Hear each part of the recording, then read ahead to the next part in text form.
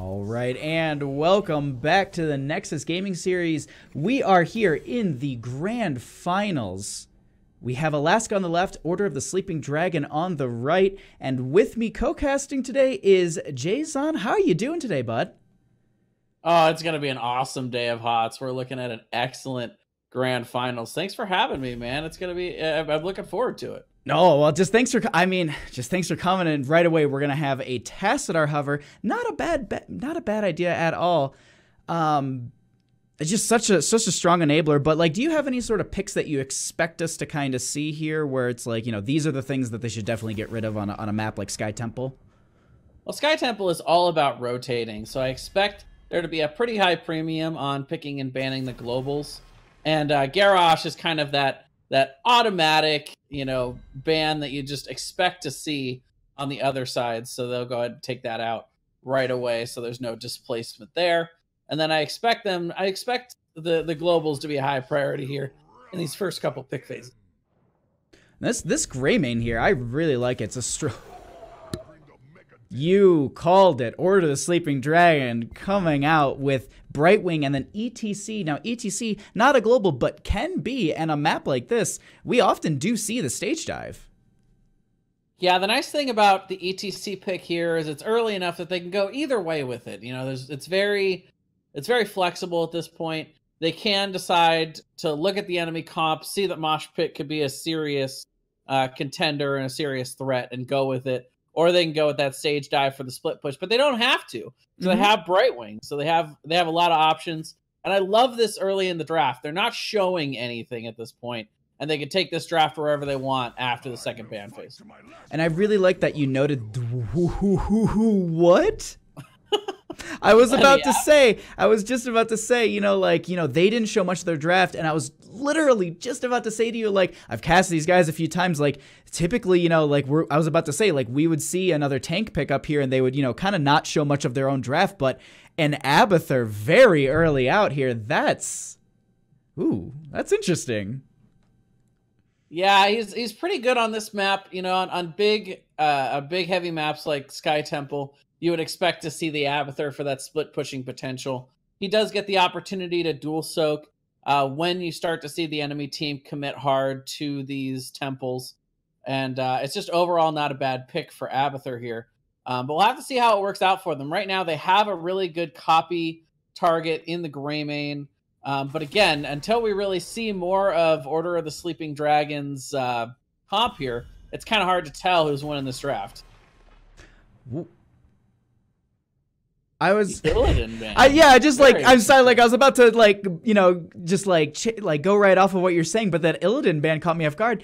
Like I wasn't saying that it was going to be the thing, but like it would have worked with their composition. They could have just gone for like a super divey build here. Now, granted, they also did ban out the Tyrael, which, you know, has very strong boss control. Overall, just, you know, he works with the rest of those team members. He works with the Rhaegar, works with the Greymane, and overall is just very strong on a map like this where you do have to fight over these points, and he can kind of start to peel and dive into that backline and be the nuisance that Tyrael is. Yeah, Tyrael also is a very good hat target because he's going to be up in the fray and be able to escape pretty easily if he does start to get in trouble. But yeah, the Illidan ban is very interesting. When you look at what an Abathur comp does, you want to aggress against it as much as possible. So the Illidan ban, something to probably try to take away the dive potential for Order, but immediately the Vala and Uther coming out here. So we'll see the hyper carry with the double support, and then that last pick they can kind of flex for the solo lane. I really like the draft, but I'm worried it might lack a little bit of damage. The thing about the double support for Brightwing and Uther, they don't bring a whole lot of damage to the table so far. The other thing to consider, though, too, is the divine shield on the ETC for that Mosh. So that could be like a pretty strong asset that they're going to need to kind of consider on the side of Alaska at this point. Realistically, they're going to need to address that Mosh because they don't have anything to really interrupt it if it does go in that direction. I mean, we talked about stage dive, but realistically, you could just utilize that Brightwing as your solo, you know, split sometimes and just have her, you know, for example, that second phase of Sky Temple where you have that solo shrine in bottom. That's expected. You can sit there and calculate out, all right, our team rotates down in time, Brightwing stays in top. That counters the Abathur soak a little bit. It delays him. Then you have Brightwing phase shift in. That's usually around the 4-7 mark. I don't know how quickly this map actually goes. I can't remember correctly, but that would still just give them the option. They have the Peekaboo, all the assets. So, and so they respond with a Joanna and a Malthael here. Yeah, I would expect this to be a mosh pit play. There's little to no interrupt for mosh pit on the other side. However, again, it's a question of, do you have the damage to follow it up? This last pick has got to be some sort of damage dealer. If it's going to be a solo laner, it's got to be somebody that's got high damage. A Sonya could work, but I think it would be better if they went with just somebody with high AoE damage. And what do you think about an Alarak here? Potential. An Alarak could definitely be the right direction for them. If they really want to utilize that mosh pit, it's a really big ultimate. It keeps people in place for 4 seconds, but they still have to have the damage to be able to take people down in that mosh pit before the side of Alaska can get them healed back up afterwards. And so they will go out with the Falstad. That should give them enough damage and engage and disengage potential and to be able to really control these engages. And yeah, definitely the boss control. And I just got to say really quickly, as we're about to kind of load into this game here, Twitch chat, apparently we were supposed to wear suits today. I did not get the memo. I'm going to go ahead and just blame the admins at NGS, because I feel like that's the easy thing to do. Well, yeah, I'm wearing my nice shirt and my hat, obviously. So, maybe you called the Abathur pick a little early with your hat already up. So, that's what we were going for. That's obviously exactly it. But either way, I mean, getting into this matchup, I'm really excited. I'm curious to see how this is all going to really work out. Falstad going up against probably the Malthael here. I don't think I've ever really seen that 1v1 matchup before. Either way, this is just such an exciting a game. I mean, it's a best of 5 series between Alaska and Order of the Sleeping Dragon, which I think when Order of the Sleeping Dragon came into NGS, they were a week or two. They came like a week or two late, and they literally were like a sleeping dragon. Like a lot of the games, like they definitely. That's so weird how we got set to a Western server. We're good. All right, so on the left-hand side, this is the first time we've done it. This isn't a remake or anything. So on the left-hand side, we are going to have Alaska with Varen on the Rhaegar. Hedgie will be on the Abathur. Sears will be on that Malthael. Rexpa will be on the Greymane, and Bubble This will be on that Joanna. And on the right, Order of the Sleeping Dragon. Silent Shoe is going to be playing the Vala. Corgi Booty on the Falstad. Sheath on ETC. Kenna is going to be on the Uther, and Dawning is going to be on Brightwing. Go fight. And I like how they're not going to lane the same either. They're not. They're gonna swap it out too. But the thing is, the tactic still stays the same. So at this point, they're going to kind of have this 3-man in the top here. Abathur will be in that bottom once again, but it will be Dawning in the bottom, as you noted. And at this point, the teams are just kind of waiting for the mini waves to push up, and they're just going to kind of play this a little passive to kind of start the game out slow here. I don't think they're going to be doing anything too crazy just yet. The slide just barely missing there on Sierras. They did have the possible follow-up for it, but able to just barely dodge that. Definitely. And the other thing, too, is that they rotate up here at this point, and they start to dedicate this 3-man into the top lane. Now, there isn't anyone in the mid, but at the same time, they do get that vision, as well as they start to just kind of push this back, and they don't really get bullied in here, so that's just a strong play from them. Abathur rotating into that middle lane. It looks like we're going to have Rexpa doing rotations for wave clear. Yeah, that kind of makes sense. You know, I could see that, where you put the Abathur hat on the opposite lane to be able to, soak and try to not lose too many minion waves, while Greymane kind of rotates through the lanes and does the actual wave clear. That is true. That's not a bad idea at all. And especially Abathur, just noting on a map like this, I absolutely, I think there's a few maps that Abathur doesn't work on. It's just, and it's not so much that he doesn't, it's just really, really, really hard to do it. But he works so well on a map like this because there are a lot of telegraphed, objectives. So it's like, at this point, look to see him go into the bottom lane, body soak that, and then just hat soak another lane. So he's consistently just, you know, getting this 2-lane experience while, you know, at the same time, Order of the Sleeping Dragon, they are, you know, out forward, getting this gate, you know, getting some lane experience as well. But the value you get from the Abathur at this point is pretty powerful. Just Brightwing keeping him kind of locked down behind that gate. Yeah, this is an advantage in the long run for the side of Alaska. When you have this Abathur comp, the best thing you can really hope to do is end up trading in an even situation like this. And right now they are trading. They're trading out the temples and the damage in each of these lanes that go along with it. They're really even on XP, and that's all you can really ask for. Meanwhile, the camp steal coming out from Alaska as well. So they're kind of starting to win on a few different fronts here. Mm-hmm. But once they get that level 10, that's when the advantage really starts to come in for that Abathur comp. Definitely, because, you know, everyone takes, you know, Evolve Monstrosity. Just I know. Just I'm like, even as an Abathur player, like, it sickens me to say that. But the other thing to note, like, when they did invade that camp, they almost got Corky Voodoo there, the Falstead, almost falling just in that little engagement. So I think it was, if it wasn't for Brightwing with the phase shift in, would have been a little bit of a risky situation. So and that was, you know, I think that was like a 2v3 because I think Uther was there as well. So just it's, as you said, they're winning on a lot of these fronts, and this is one of those maps that as it starts to progress, especially with an Abathur, it really will start to go in favor of one of the teams. You know, with an Abathur, you can either start to fall behind very quickly or gain advantages very quickly, and we're kind of seeing the latter of that right now. Yeah, not only being even on XP, but having a slight XP lead for the side of Alaska right now. That's huge for this Abathur comp. They're starting to even push into the bottom lane, get a little bit of damage done here to possibly prep for the temple, or they can have the option to try and split push for this temple and try to get to that level 10 quicker. At the end of the day, all the map objective does is get you more structure damage. So if you're doing equal amounts or greater structure damage in a different lane, then what do you really get from the map objective here? Exactly. That's such a good point. The other thing to note, though, is with the Abathur comp that, you know, is going up against them, I mean, it's one thing to note here is it's 0-0 kills, so Alaska hasn't, you know, gotten picked off in a, you know, a 4v5 situation, as well as the factor of, too, is realistically, Order of the Sleeping Dragon, they're keeping up with a lot of this experience.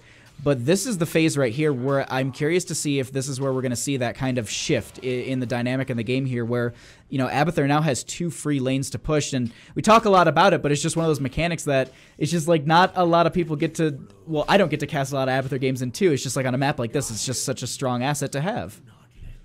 Yeah, both teams capturing their bruiser camps up in the top lane.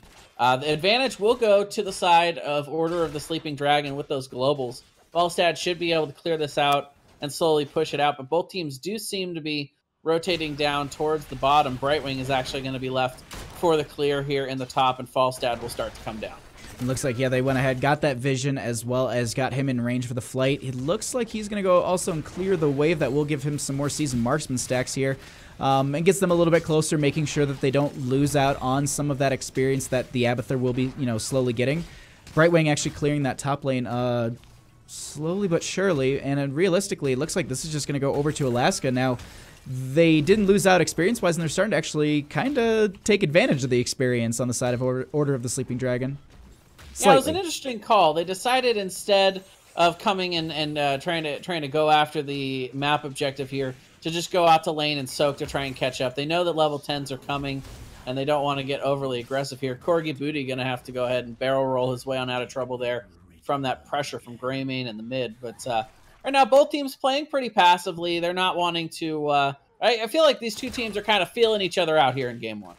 And it definitely feels like that, and especially in a best of 5, you don't want to give away your coolest stuff first. I mean, yes, we are seeing, you know, some different heroes, but I mean, this isn't anything too crazy here. Actually, we have a little bit of a fight here currently happening in this bottom lane. Baron taking quite a bit of damage. He will get killed by the Vala.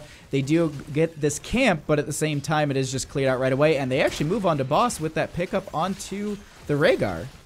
That was an amazing play by Sheath there. The slide and then the body blocks to be able to prevent Rhaegar from getting back to that bottom fort. The only option was to go up and out, and that was not an option that would keep him alive. But right now, the boss fight is on, but you got to give the wave clear potential here. The Gust comes out with the level 10, but a huge mosh pit in response. But the Emerald Wind will be enough to push them off the point. Order of the Sleeping Dragon will catch the boss. but the deaths as well, as a couple members will go down. Sierras maybe a little bit late with that Tormented Souls.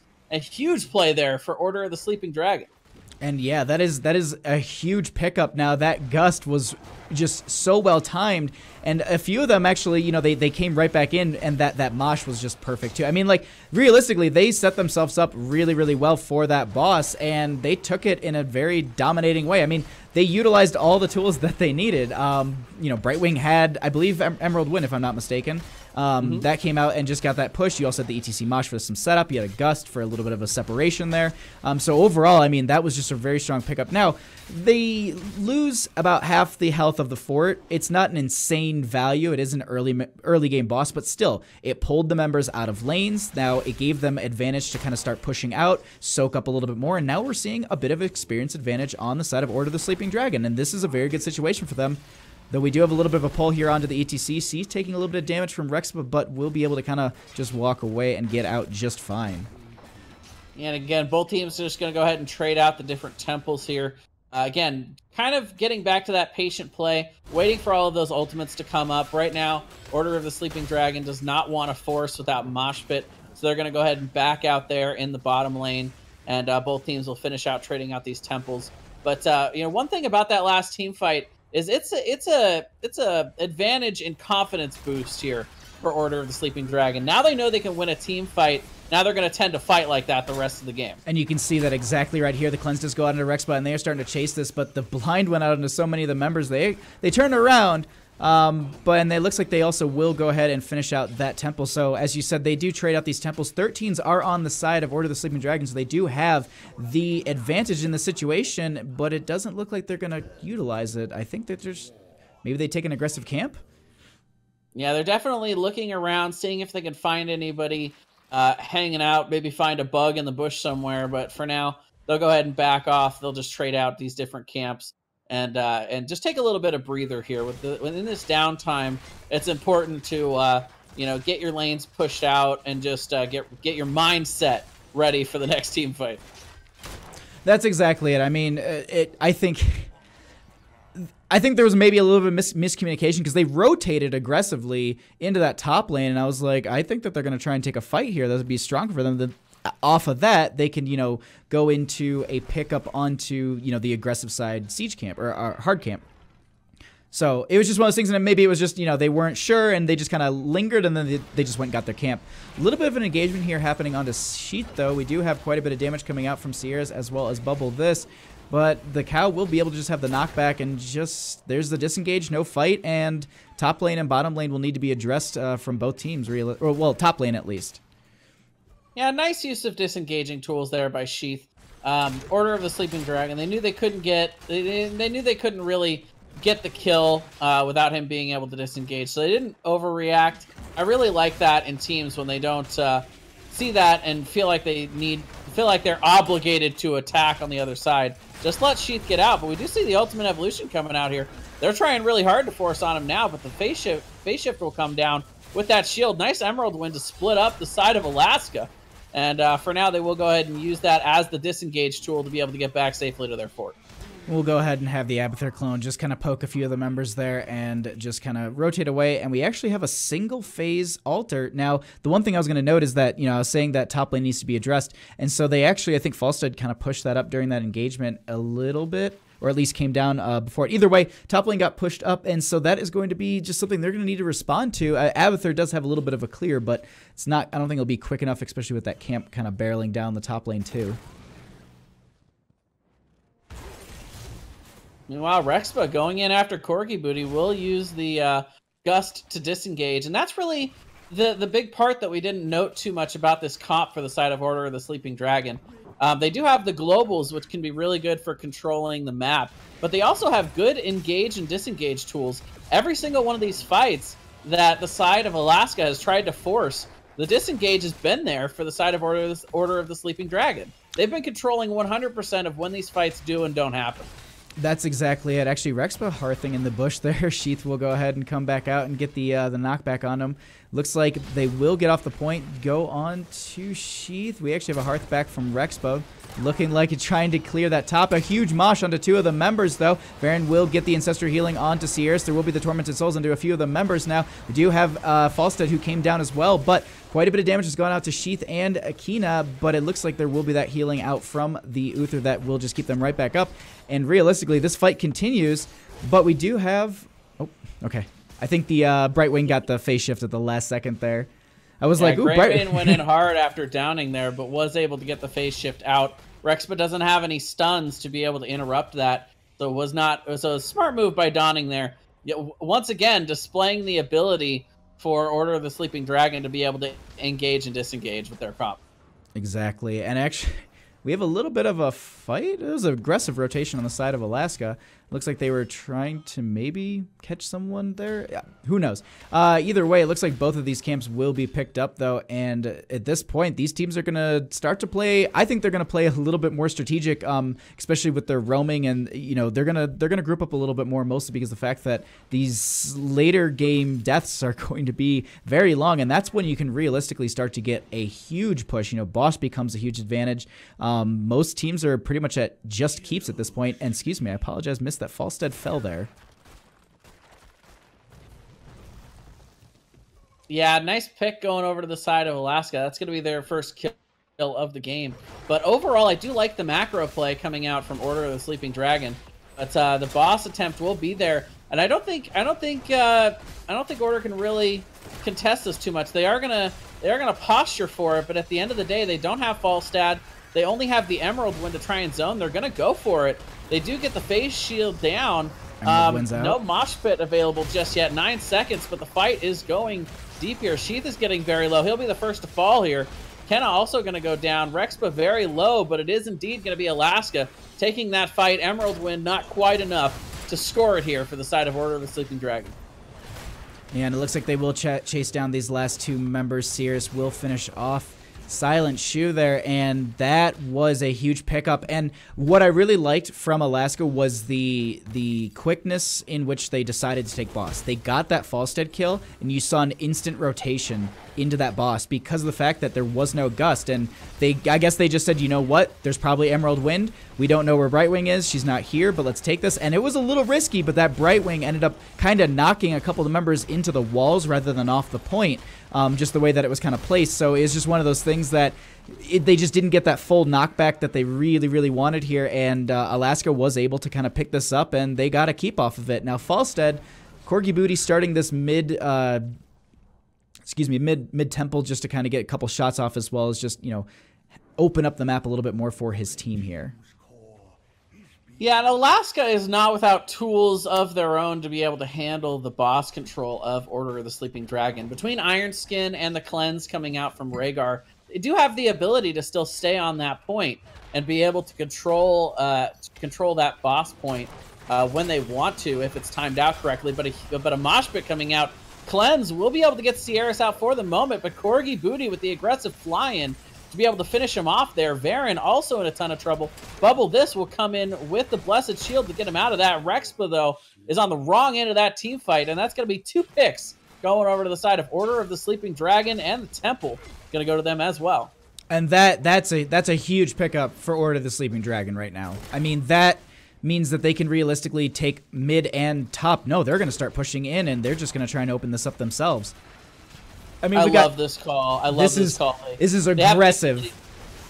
Yeah, they have the ability to go in and get this siege damage done without the temples. And then they have the ability to turn around with their globals and get the temples afterwards and get, best of both worlds here. But this was a fight that the side of Order of the Sleeping Dragon had to force before 20. They went in, they got the engage they wanted, and they were able to make it happen. And there's a huge turning point in this fight. If they win this game, that is the moment you're going to look back to and say, that's when they turned it around.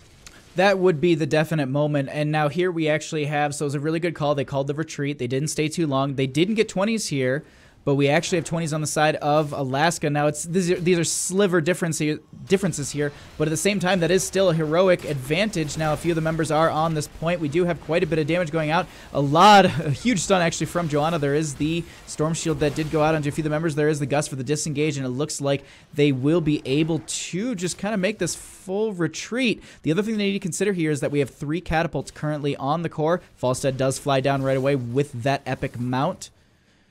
And they just kind of take this over, and they turn it around on the team that turned it around on them.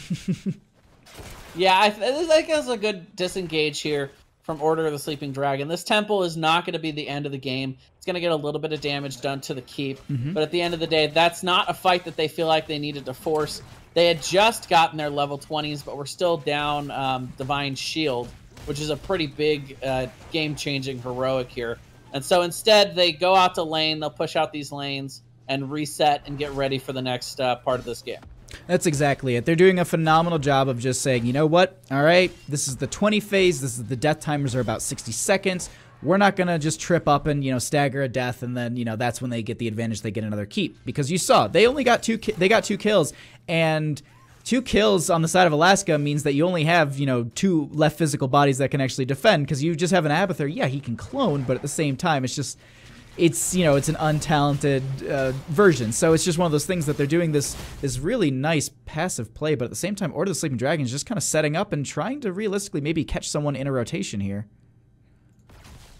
Yeah, when you've got the lane clear from your 2 globals, there's really not a whole lot else to do. You sit in the bushes, you ward, you try and figure out what the enemy team is doing. Neither team really has an amazing mechanism for scouting on the other side, other than the Abathur with the mines, and even that, is kind of limited with the build that Abathur's gone this game. So right now, just kind of keeping an eye out for where everybody is, trying to play safe, and trying not to get picked at a very, very crucial stage of this game.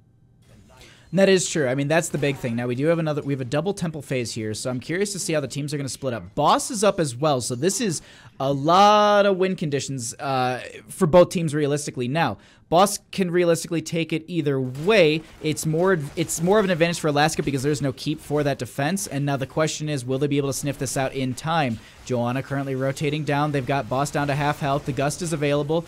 It looks like this is just going to be stolen away. The body blocks are out from Uther. The Gust is a little early, but they do get it right away. Temples come up, though, at this exact same moment. So Alaska, they're going to have this time to defend, but this is really, really good for Order of the Sleeping Dragon because now 3 members are dedicated to bottom. They should be able to group up and just take the 2 temples, or are they going to go for a fight, actually? It does look like they're going to go in to try and aid the boss a little bit. They do have the globals. Greymane is actually going to have to go back for the defense, and this is good posturing, but they will be able to catch Varanen out here. He's going to be stunned, face melted, and taken down here. Huge pick, and the CC also coming down on Bubble This. That is Johanna. Will not actually have the Condemn. Took the Blessed Shield upgrade at 20, so she will go down. And all of a sudden, Order of the Sleeping Dragon are pushing in here. Rexpa trying to get in there, but the Poly and the CC is too strong. The boss will push in, and that is going to be enough. And that is going to be game 1 going to Order of the Sleeping Dragon. That should be a clear win, but you actually see a copy onto the Malthael D shield coming out. They're starting to work this thing down, but it's Falstad.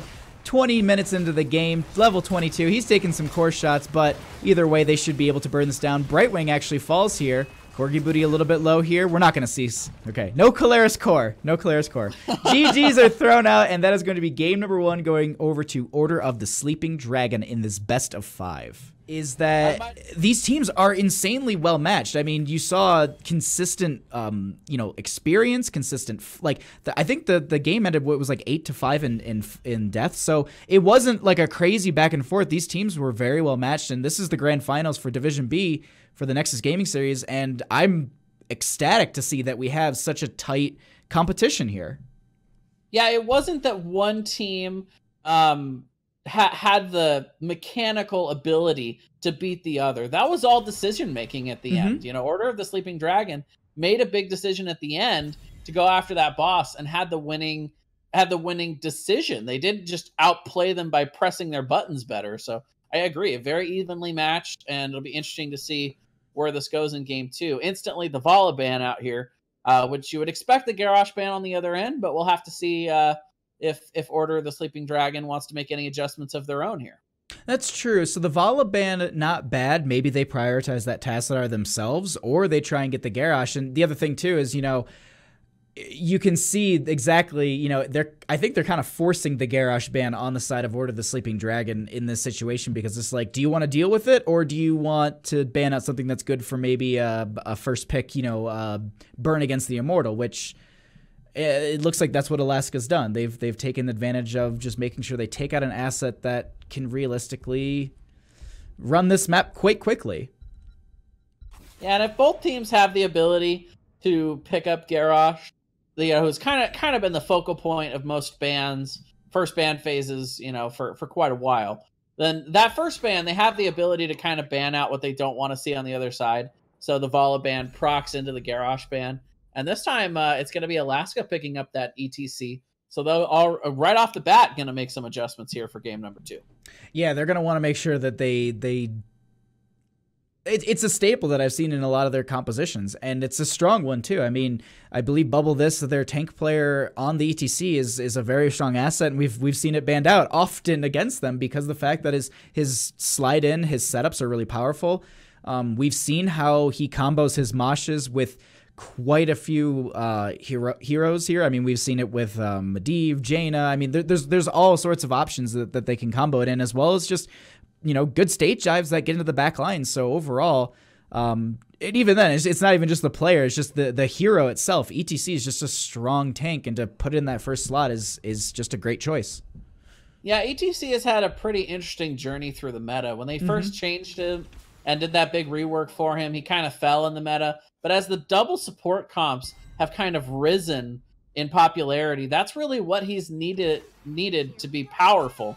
And so we're seeing that a lot more. Meanwhile, Stukov and Greymane on the other side, Greymane providing quite a lot of PvE damage. Stukov can be very annoying to deal with in these small corridors here on Battlefield of Eternity. There's a lot of terrain that gets in the way that you can put that silence down in between and force your enemies to either attack and battle you, or have to retreat through these silences. I think Chromie and Rhaegar on the other side. Chromie's an interesting pick here, though. No, it's a deadly pick too, though, because you can get so much vision from her with that Time Walker's Pursuit at level 1, and then the other thing to consider is just the overall poke damage that she has. It's really, really hard, and if you have something like a Stukov who stands still, I worry about that a little bit, mostly because of the fact that he just becomes an easy target for Chromie.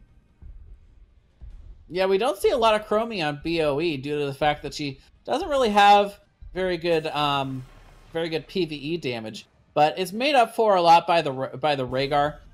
With that Lightning Bond talent at 1, he actually has the best pre-7 damage to the Immortals in the game, not just for supports, but overall in the entire game. Malthael banned on the other side. That would be a pretty good complement to the side of Alaska's comp, so I do like that ban.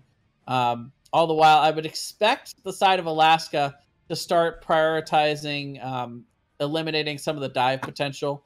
So, I'd like to see something along the lines of a Diablo, Muradin, one of these divey tanks banned out here for the side of Alaska. I'm leaning a little bit on Arthas here, actually. I think Arthas would be a key asset for their team, too. Howling Blast comboed with Stukov would be pretty powerful. Opens up a little bit for Greymane to get a little bit of a dive.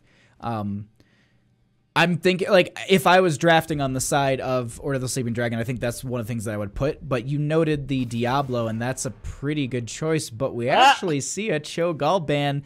And you know what? It's pretty realistic. You can, looking at their draft, that's an option. Yeah. It is an option. Looking at their bans, that's the biggest thing. Their bans and picks so far. Greymane has been picked up, so you don't have the Cursed Bullet. Malthael and Garrosh have been banned out, which are two of the really strong counters.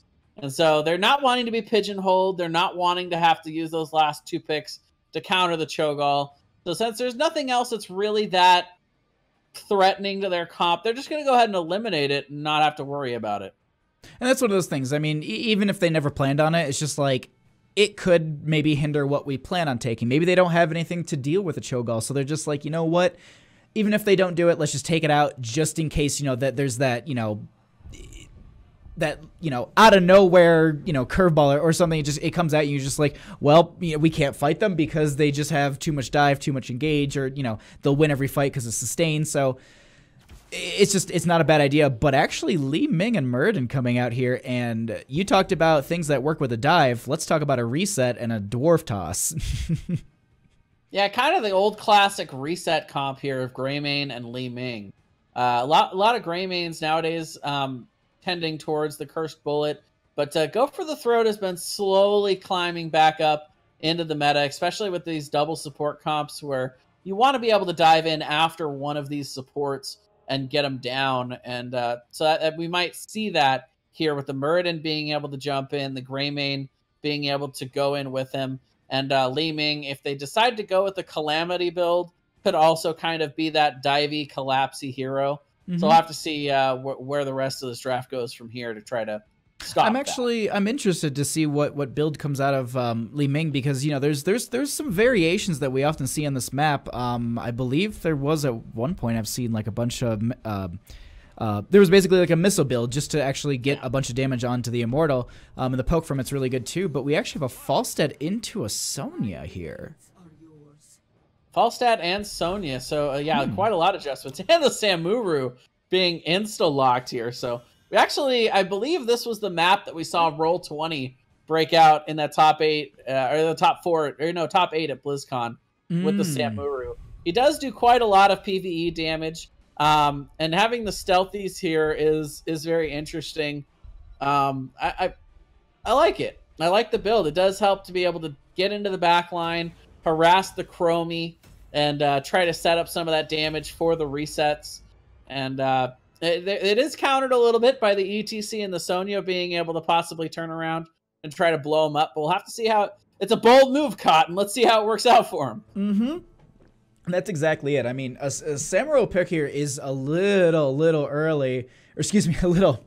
I was reading Twitch chat as I was saying that, but is a little risky, because he can be really powerful, or he can be absolutely destroyed. Now, the one thing I want to note here is that yes, Samuro was picked up, but Chromie with Time Walker's Pursuit at 1, the vision that you provide. So if you see him, you pop that vision. You know exactly which one's real. You don't need to worry about any of that. That kind of random damage coming in, and also just, providing that little bit of vision is just so powerful for a team. But either way, on the left-hand side, going into game number 2, we have Alaska with Rexpa on the Chromie, Hedgie will be on the Falstad, Bubble This on the ETC, Varen on the Rhaegar, and Sierras will be on the Sonya.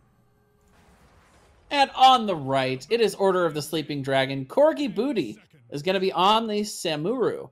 We're going to have Silent Shu on the Greymane, Dawning on the Li Ming, Kina is going to be on the Stukov, and Sheath is going to be on Muradin. So it looks like we actually have Samuro going into the solo lane up against the Sonya. So we'll take a peek at that from time to time, but our main focus and our main fun is going to be this bottom lane for the next minute, 30 seconds until the Immortals pop up. Realistically, I mean, maybe we'll see a pick, but I assume it's just going to be poking and a little bit of, brawling, and but nothing too crazy. I don't expect a huge fight this early into the game. And you called it, Baha. It is going to be Time Walker's Pursuit at level 1 for the Chromie, so we'll be able to get some extra scouting and vision advantage for that Samuru in the top lane. It is going to be fairly even. Corgi Booty will be able to get a little extra wave clear in the top from those copies. And, of course, Sonya, very strong in the solo lane. Possibly the strongest solo laner in the game. And right off the bat, Dawning going straight to that... straight to the missile build with the level 1 talent doesn't necessarily mean that Dawning is going full missile build, but you're right, at level 4 and level 7 there are some serious missile talents that really enhance her her PvE aspect to be able to do a lot more damage to the Immortals, but it doesn't come on very strong until level 16 when they get Mirror Ball. So we'll have to see if that's how they want to go, because sometimes on this map, you don't see the late game. That's exactly it. And actually, the one thing I was going to note here, I peeked up into top lane for a split second. You know, you talked about Sonya for a brief moment. I was going to note my experiences with one of my friends.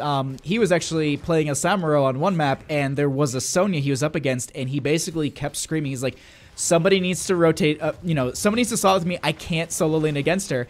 And the factor is you pop your clones, she goes right into them because you get whirlwind healing off of that. And so you just live forever. So actually, the Sonya is going to be very, very difficult for Corgi Beauty. And the other factor is that Time Worker's Pursuit with the vision that you can get from that will be a factor to consider as well. So, you know, looking at it at face value at first, it was just like, man, I would kind of, you know, I would root a little bit more on the side of Order of the Sleeping Dragon. But, you know, it might be a little bit more matched up than I kind of expected. We actually have him currently just getting chased by Hedgie here, and it looks like they just will go right into the bottom lane, and just looks like just a little bit of side soaking from both teams. Actually, a huge posture, maybe a brush stock onto Sierras. Yeah, very patient play coming out here. They are going to go in after it. The Stormbolt will hit, but at the end of the day, Sierra's able to get out with pretty easy. We can get able to get out pretty easily there, but both teams playing the defensive game. They've gotten their level 4, which is kind of the signal to battle for both of these teams a lot of times on Battlefield of Eternity. But both of them playing the game very patiently right now. And this is kind of more what you see in the pro scene. You know, when you go into uncoordinated play like Hero League, people will tend to try to be a little bit more offensive against these early Immortals. But at the end of the day, you don't get a whole lot from that. Soaking and lane and getting an XP advantage is worth quite a lot more here in the early game on Battlefield. So both of these teams are kind of playing to that style. Exactly, and just, a little bit of damage and silence going out under Rexpo. There will be the slide in from Bubble this. They get the knockback. Sierra's rotating down as well. And it looks like they go ahead and just kind of back right off of here. And they start to burn this down. Corgi Booty starting to work down the Immortal here. And it looks like it's just going to be kind of this back and forth posturing. We're going to have quite a long Immortal phase at this point. Now, the other thing to note is that there was that top camp picked up, and it's going to have to be addressed by Sonya quite soon. ETC taking quite a bit of damage, will be the first one to fall. That will actually be the first kill of the game, going over to Order of the Sleeping Dragon. First blood, and now they feel the blood in the water. They are going to start pushing in towards this Immortal. They definitely have the advantage in terms of Immortal damage. So once they get a win like that, they're going to be able to turn around and really shred the Immortal. So now in this second phase, in this after halftime on this first phase for the Immortals, they automatically will spawn out to the opposite side, making it very easy for both teams to attack. They will go ahead and race, but the race will be won pretty heavily by Order of the Sleeping Dragon. They definitely will be able to kind of just hold that over and also get this first one. Now, it is early, but it still will get quite a bit of value. She's taking a little bit of damage from a Chromie combo. I wouldn't expect anything too crazy here. It doesn't have the biggest shield, but if they do get a pick, you could realistically see a fort falling. Typically, we see a gate, but it just realistically depends on how hard they push. Yeah, the siege potential is not terrible for the side of Order of the Sleeping Dragon.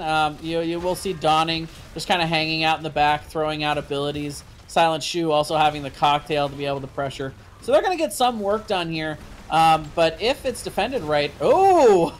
It's not defended right.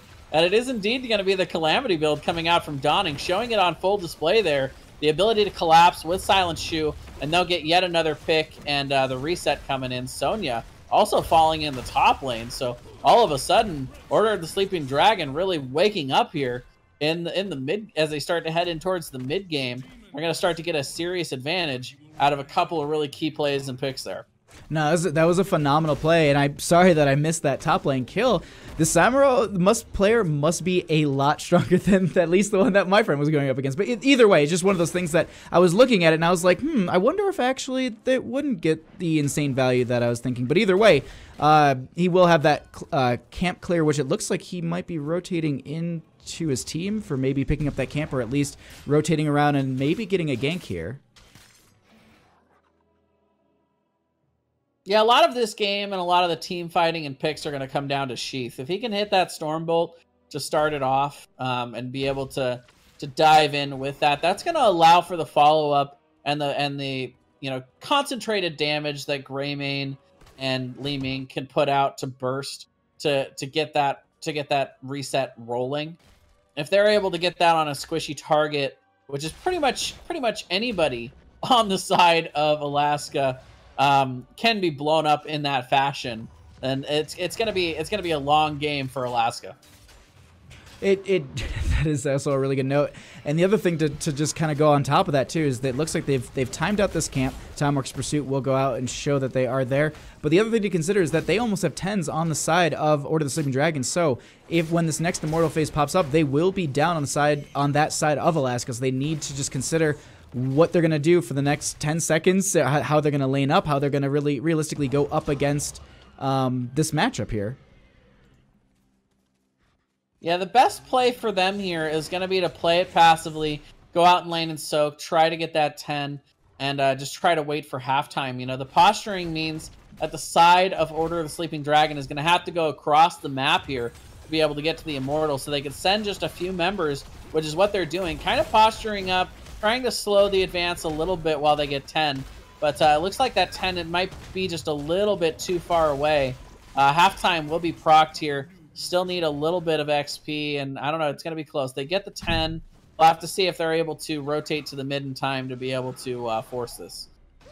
That's, ooh, actually, Sierra's going to get dove on here, spinning, trying to win, and will be getting killed, so that is going to be a huge pickup for Order of the Sleeping Dragon. Now, at the same time, they do see that they're rotating in. Quite a bit of damage coming out from Rex, but a huge mosh into so many of the members. Stukov will be falling, Li Ming will be falling. We also have Sheath falling as well. Murden will be out of this fight. We have the last two members currently retreating. They have this camp to deal with, but that was a huge turnaround for Alaska. What a ridiculous slide into Mosh Pit. I can only imagine the thought process there from Bubble This when he saw those 4 members just stacked in perfectly in that corridor. Slides in, hits the huge Mosh Pit. The follow-up was there. And just when you thought this one might start to get a little bit out of hand, Bubble This comes in and says, "Nah, mine." Exactly. Sets them up for a huge get there, and they also go ahead, burn down the enemy Immortal, and it looks like they will be able to get out here. Rexpo actually taking quite a bit of damage. This is also the longest stasis in the game. Timeout. Yep, just gonna kind of take a break at the game, maybe go get a sandwich, but it looks like there will be some damage going out. That we do lose Chromie, the Ancestral not connecting onto the right member there. We do have Corgi Booty doing a little bit of damage, blocking Bubble This. Gonna go ahead and just disappear and run into the top lane as they need to go deal with this top lane Immortal.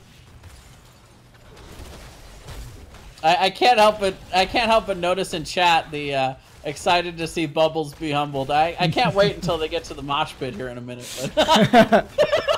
But meanwhile, the Immortal pushing in here for the side of Alaska. They are able to get a little bit of damage on that top fort. It is sneezable at this point, and the XP is pretty even, so both of these teams still around, hanging around in this game.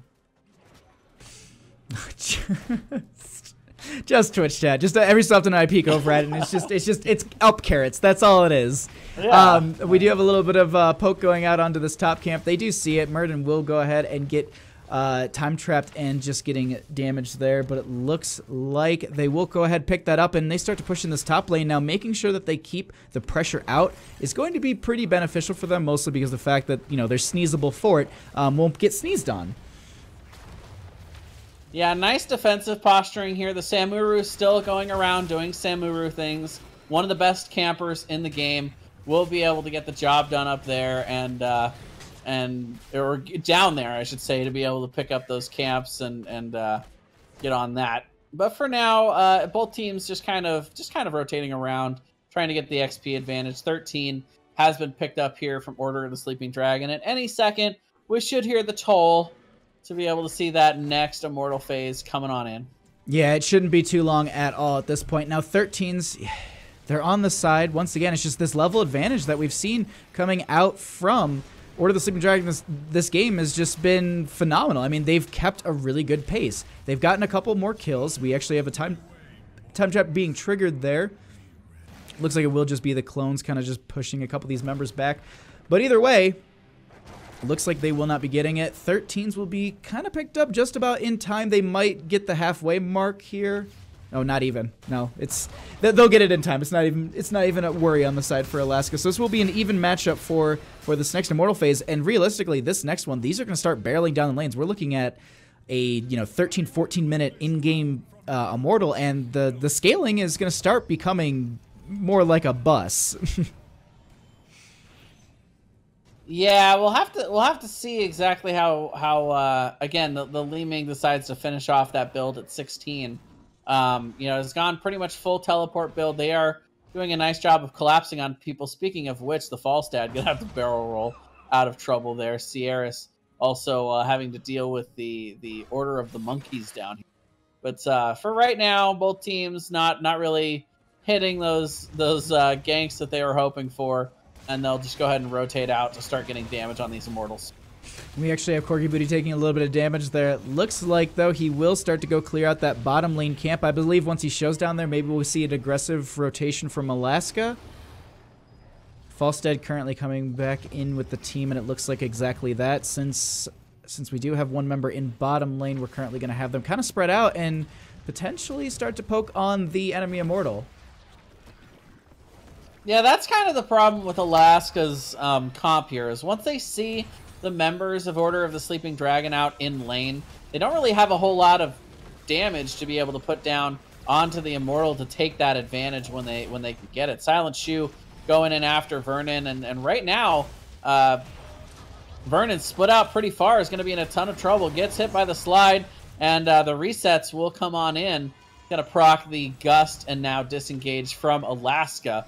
But now Order of the Sleeping Dragon should be able to come in, get a ton of damage on this Immortal, and take advantage of that pick. No, that is going to be a really, really good setup for them. Now that they have that pick, as you said, they can realistically be a little aggressive here. We actually have Corky Booty coming in for a flank here. Actually, I believe it's a clone. He's currently just laning in top, making sure that they keep that level of experience of about a level difference. They're about to hit 15. Not going to be a talent tier, but still going to be a little bit extra power, a little extra bump in your stats. So definitely something that they're going to need to respond to, as we see Hedgie going into that top lane to go ahead and push this back, as well as work on more of the Seasoned Marksman stacks that he took at level 1. The other thing to note here is that Rexpa on the Chromie is nearing completing the level 1 talent as well as his base talent. So we are getting close to a lot of actually both teams. Muradin's almost done with his base talent.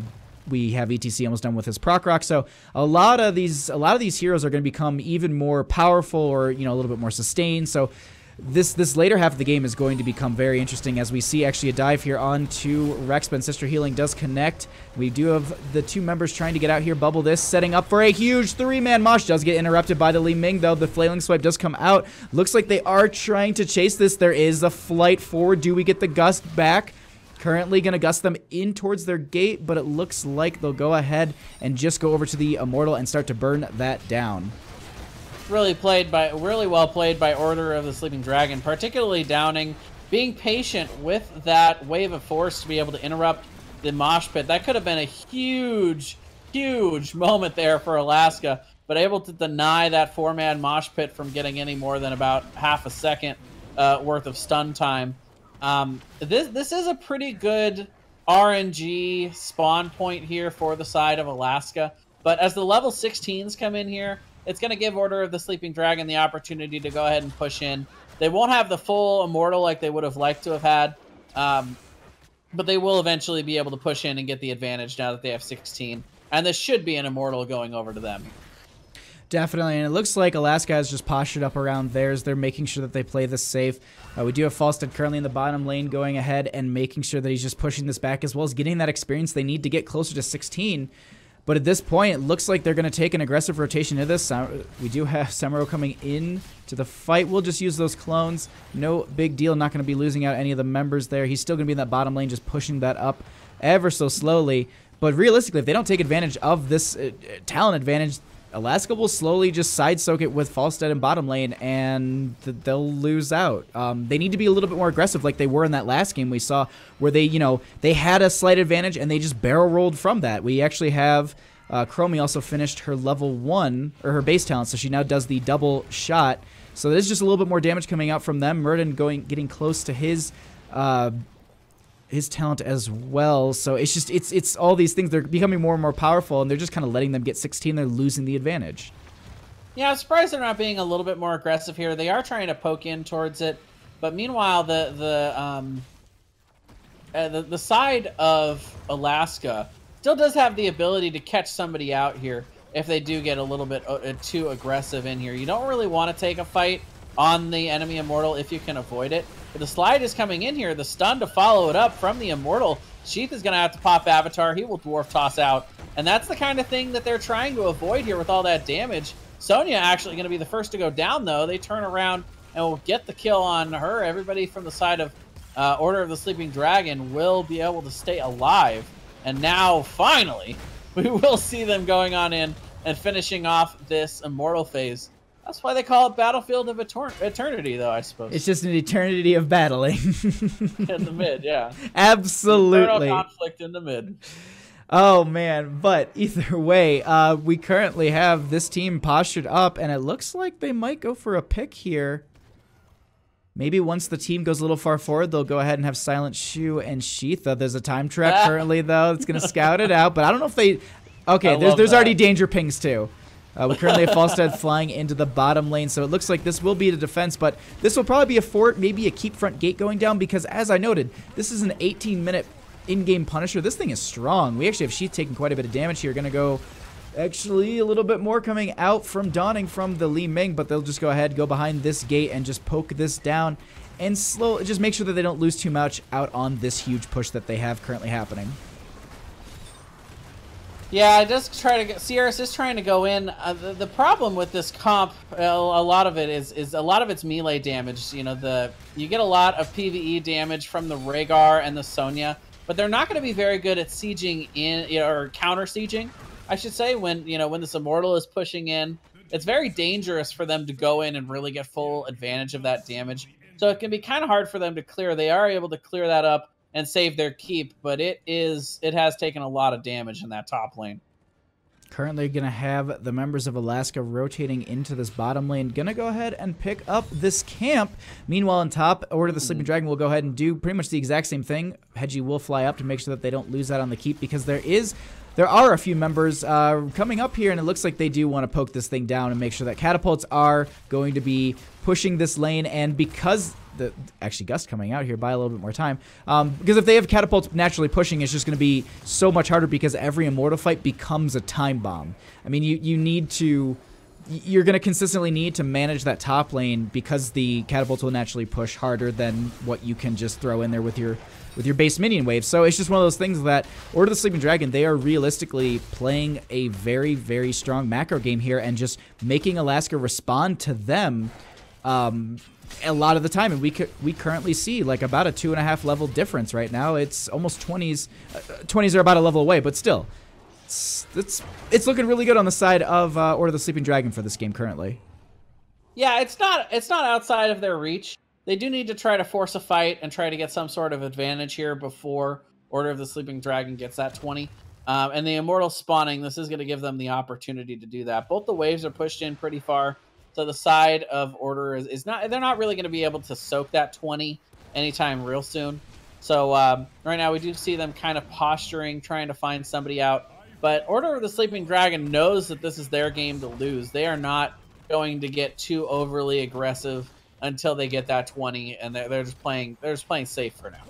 That's exactly it. And they're doing a really good job. Actually, we have Alaska currently going ahead and saying, you know what? If you're not going to come to us, we'll go to you. This is the fight that we need to take. Cleanse actually does come out. We do have quite a bit of damage being focused onto the Immortal at this time. So realistically, this is an interesting play. Death timers are pretty long at this point. We need to consider that. So if they lose a member out here, staggering deaths is really, really risky, especially with that really low keep in top. But they go ahead and they trigger the halfway phase here, and they're going to go ahead and back off. And that was very aggressive and kind of worked out for them pretty well. Yeah, that's just a general strategy of come at me, bro. You know, they're gonna force that Immortal damage and force them to respond. Samuru does sneak to the top and is going to go ahead and get the keep down. But right now, both teams are going to go ahead and commit fully to the fight here. The Gus is going to come out to try and split the members, but ETC will be the first to fall. Hedgie getting very low. And we will see Sheath diving in, trying to get more picks here. Level 20 has been picked up for the side of Order of the Sleeping Dragon, and they'll be able to turn around and get some damage done to the Immortal. Should be able to fend off and defend their Immortal. But you gotta give a shout out there to Alaska. They knew what they needed to do. They knew that the only fight they were ever going to get pre-20 was on their Immortal. They went ahead and took it. They gave it a shot. They didn't quite get what they wanted, but you know, it really was the only option for them to try to bring this one back before 20. Yeah, exactly. It was a really strong power play to try and maybe, you know, get some of those early picks before 20. You know, you can start to, you know, snowball things, but at this point they try and poke down the enemy Immortal. It does not work. It will have 8,000 in shielding, and this is going to be a 22-minute Immortal coming down the lane, but Varen actually going to go ahead and get slowed. Gonna catch the tail of that orb, but it looks like he will be able to get out, and so they're not going to stagger a death. They don't have 20s, but at the same time, it's still, I mean, it's a very, very strong Immortal. I'm a little bit worried about this. It's going to be a rough moment for Alaska. You know, they're going to have a really, really well-played defense here without 20 if they're going to see this come out. They do, again, they kind of struggle in the counter siege department, so they're not going to be able to get a ton of safe damage out onto this Immortal. It does go in onto the fort here, and the side of Order of the Sleeping Dragon not playing this for picks right now. They're just trying to get the keep down. They do get the keep down though, and looks like for now they're just going to kind of posture, see if they can find anybody out. Right now though, the side of Alaska is only going to take this defense, it looks like, on the keep, which is definitely the right call here. Definitely. They're doing a really, really good job of just kind of poking some of the members as they're trying to come in here. They don't lose the shielding, which is very, very good for them. They're going to need to clear top wave because there are catapults coming up, but a huge power slide is going to knock back Corgi Booty. And actually, the pings are on the real one. They're starting to chase. Does he get out? He actually swaps to a different one, and he gets out of there. So Corgi Booty, the master troll, just this game, 200 some health got out of there. Now you see me, now you don't. And I saw in Twitch chat, someone was like, I don't play this hero, but like now I want to. Now you want to. Yeah, exactly. And you know, Samuru, a lot of people just don't give any respect to that ultimate that he's chosen here, the Illusion Master.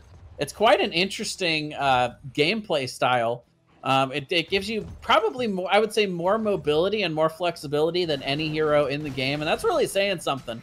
We've got a lot of pretty unique heroes in Heroes of the Storm, but right now, backs against the wall here for Alaska. Though I have seen crazier upsets from this point in the game on this map. So I'll have to see if they can bring this one back. Hey, I remember being on this map when we were doing Team League one time and we miscommunicated. We didn't draft a tank. The enemy team accidentally threw on a camp and we just went in and just ran to their core. I mean, things like that can happen. It's Here's the Storm. This is, you know, there's a lot of other, you know, MOBAs out there where it's just like, well, you lost this, that's the game. Like this, you know, Here's the Storm has that rubber band effect, and that's the one thing I love the most about this game is that literally at any moment, this game can swap so quickly.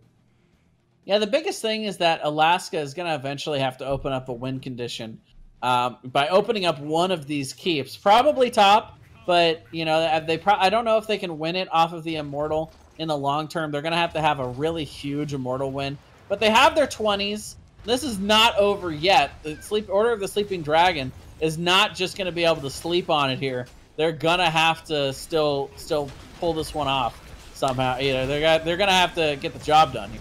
The longer they can delay this, it's the best for Order of the Sleeping Dragon. They don't need to take a kill here. All they need to do is poke and just push and just keep them busy because, as you see, Corgi Booty in that top lane, he's pushing out the lanes they're already naturally pushing out with those catapults a lot harder, but he's just like, you know what, let's create a lot of core pressure. Alaska will have to respond to it, and then, you know, that's when we take our advantage. But Alaska at this point, they're saying, you know what? Oof. Oh. I was going to say, you know, they're saying something else, but unfortunately the ETC will fall there. I don't think the Ancestral connected in time. I think I saw the animation happen, though.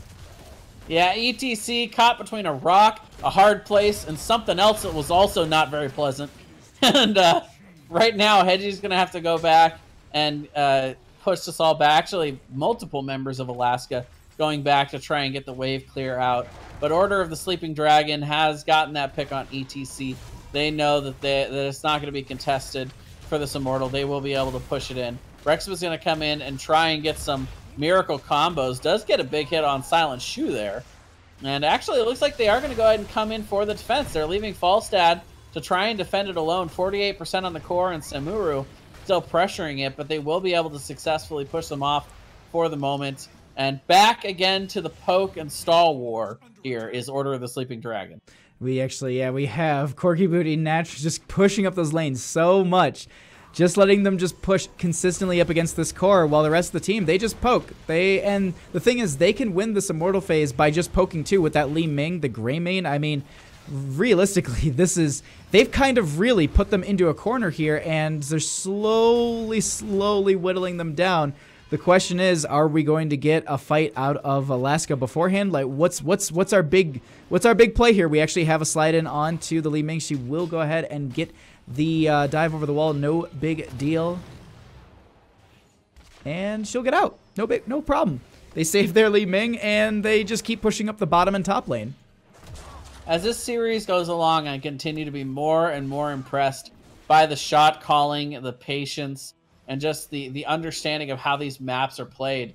Order of the Sleeping Dragon. They are doing an amazing job of strategizing here. We will see the Dwarf Toss coming in, be able to get Sheath out of that. But again, it's just a war of attrition here. They know that all they really have to do here is just let the map do the work for them, and that's what they're doing here.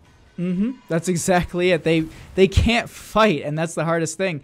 They currently, actually, the shielding's gone off of the core, but another 2%. Another 2.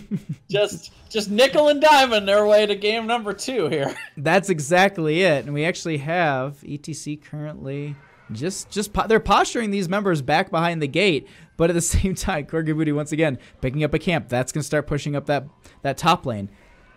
This is just a crazy defense. Like, I'm trying to peek around the map everywhere. We do have him dive onto the Immortal. Will he be able to sneak this away quick enough? No, he Illusion Masters to someone else and just goes to the core and starts to push that in once again too. Yep.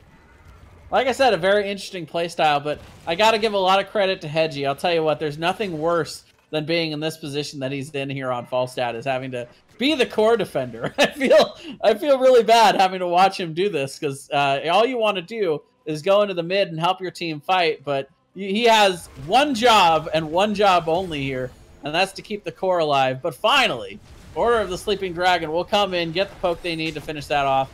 They are going to try and catch Corky Booty out, but he will Illusion Master out up the top. Rex was kind of, you could tell that Rex wanted to go in after him, but you saw it. He send him to core defense. He had the Time Walker's Pursuit. He did get that vision, and he like rounded his way, and he was like, you gotta go back for defense. So it looks like this is the big final defense that is going to be coming out from Alaska. They have a 29-minute Immortal coming down that top lane now. We do currently have a few of the members postured up in bottom. They're going to push that up, so they have catapults pressuring both lanes. This Immortal, though, I'm curious to see if it's just going to be taking the shield right away, but this is a huge defense, and I don't know if they're going to be able to do it at this point. The core will start to fall, and that is going to be it right away. GGs are thrown out, and that's going to be game number 2 going over to Order of the Sleeping Dragons. All right. But looks like we are going to be going into Cursed Hollow. These guys for are game number 3, and we are going to see the adjustment coming out here from Alaska. They are going to go ahead and take the map pick here. So first pick, first ban will be going over to Order of the Sleeping Dragon. And you know what? If I'm going to go down in a best of 5 series in game number 3, I want it to be on my map. Right? That's the thing. Because maybe we'll say some interesting stuff. Sorry, I am I was looking at all the other stuff. I didn't change the score, so I'm just doing that real quickly. But I mean, you know, a map like this could be, we could see Lost Vikings, we could see Abathur again. We could see Samuru. we could see that again too. The ultimate cap taker, the ultimate global, you know. But first, a ban right onto Garrosh right away. They don't even want to try and play it themselves on the side of Order of the Sleeping Dragon. Yeah, that tells me that they don't have a player that they are comfortable with picking the Garrosh, or they have a strategy in mind for this map that they do not want Garrosh for or against. So Either way, they're going to throw that right out the window. And that kind of leaves the whole world open to the side of Alaska here for what they want to ban. What do you ban? I'm like sitting here. I'm like, do you just ban the Tassadar? Yeah, it's kind of impossible to say, simply because of the fact that, you know, you don't know what strategy these teams want to go with. And we'll kind of start to see this meta forming within this match, within this best of 5 series. But they will go ahead and deny the Greymane, probably as much a respect ban as anything. It felt like the side of Order of the Sleeping Dragon used that pretty well. And now the most highly contested hero in this series, ETC, will be coming out as that first pick once again. And we talked about it last game. I was noting, you know, the versatility. I mean, I think we noted it in almost every game, just the versatility. Mosh and global with stage dive and just peel and poke and engage, disengage. So overall, I mean, ETC, phenomenal choice, phenomenal ban. I mean, realistically, if you're playing Hero League and you're like last slot, this happened to me. I don't know how. I was playing Hero League. I was the 4th or 5th pick, and I ended up getting like ETC that late into the game, and I'm like, really? And then I just, well, I'm also in Silver Scrub. I play like a cat. Like, I can look at it in a different way than I can actually play the game. Like, it's different when you're just looking at everything. You're just like, oh, I can see why they would do that. But like when you're playing, it's just like, oh, just an insta panic.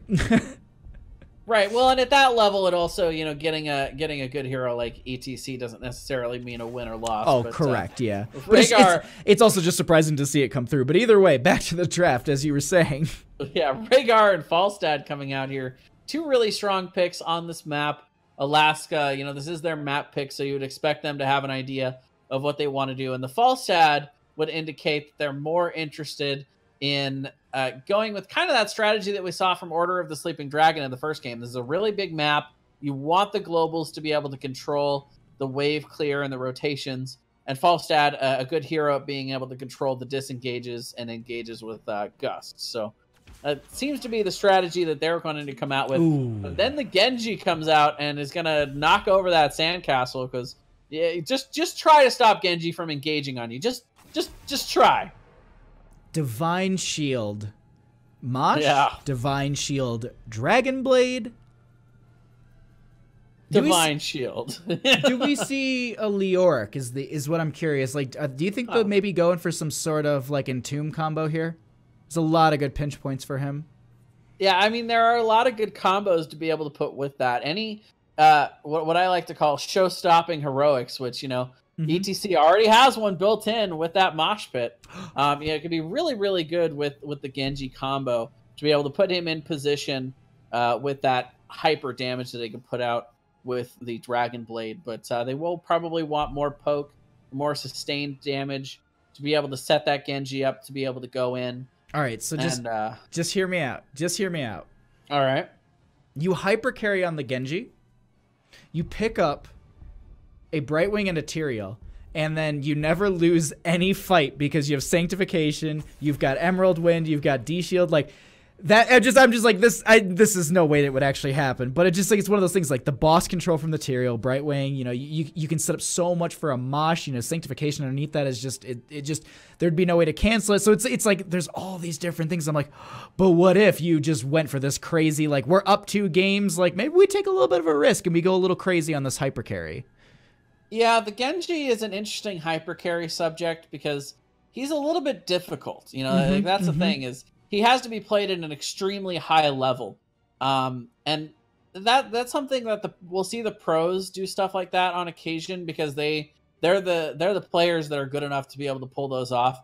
But your team has to coordinate extremely well to be able to pull those kind of strategies off. So we'll see if they go for it. You know, it would be one way to go.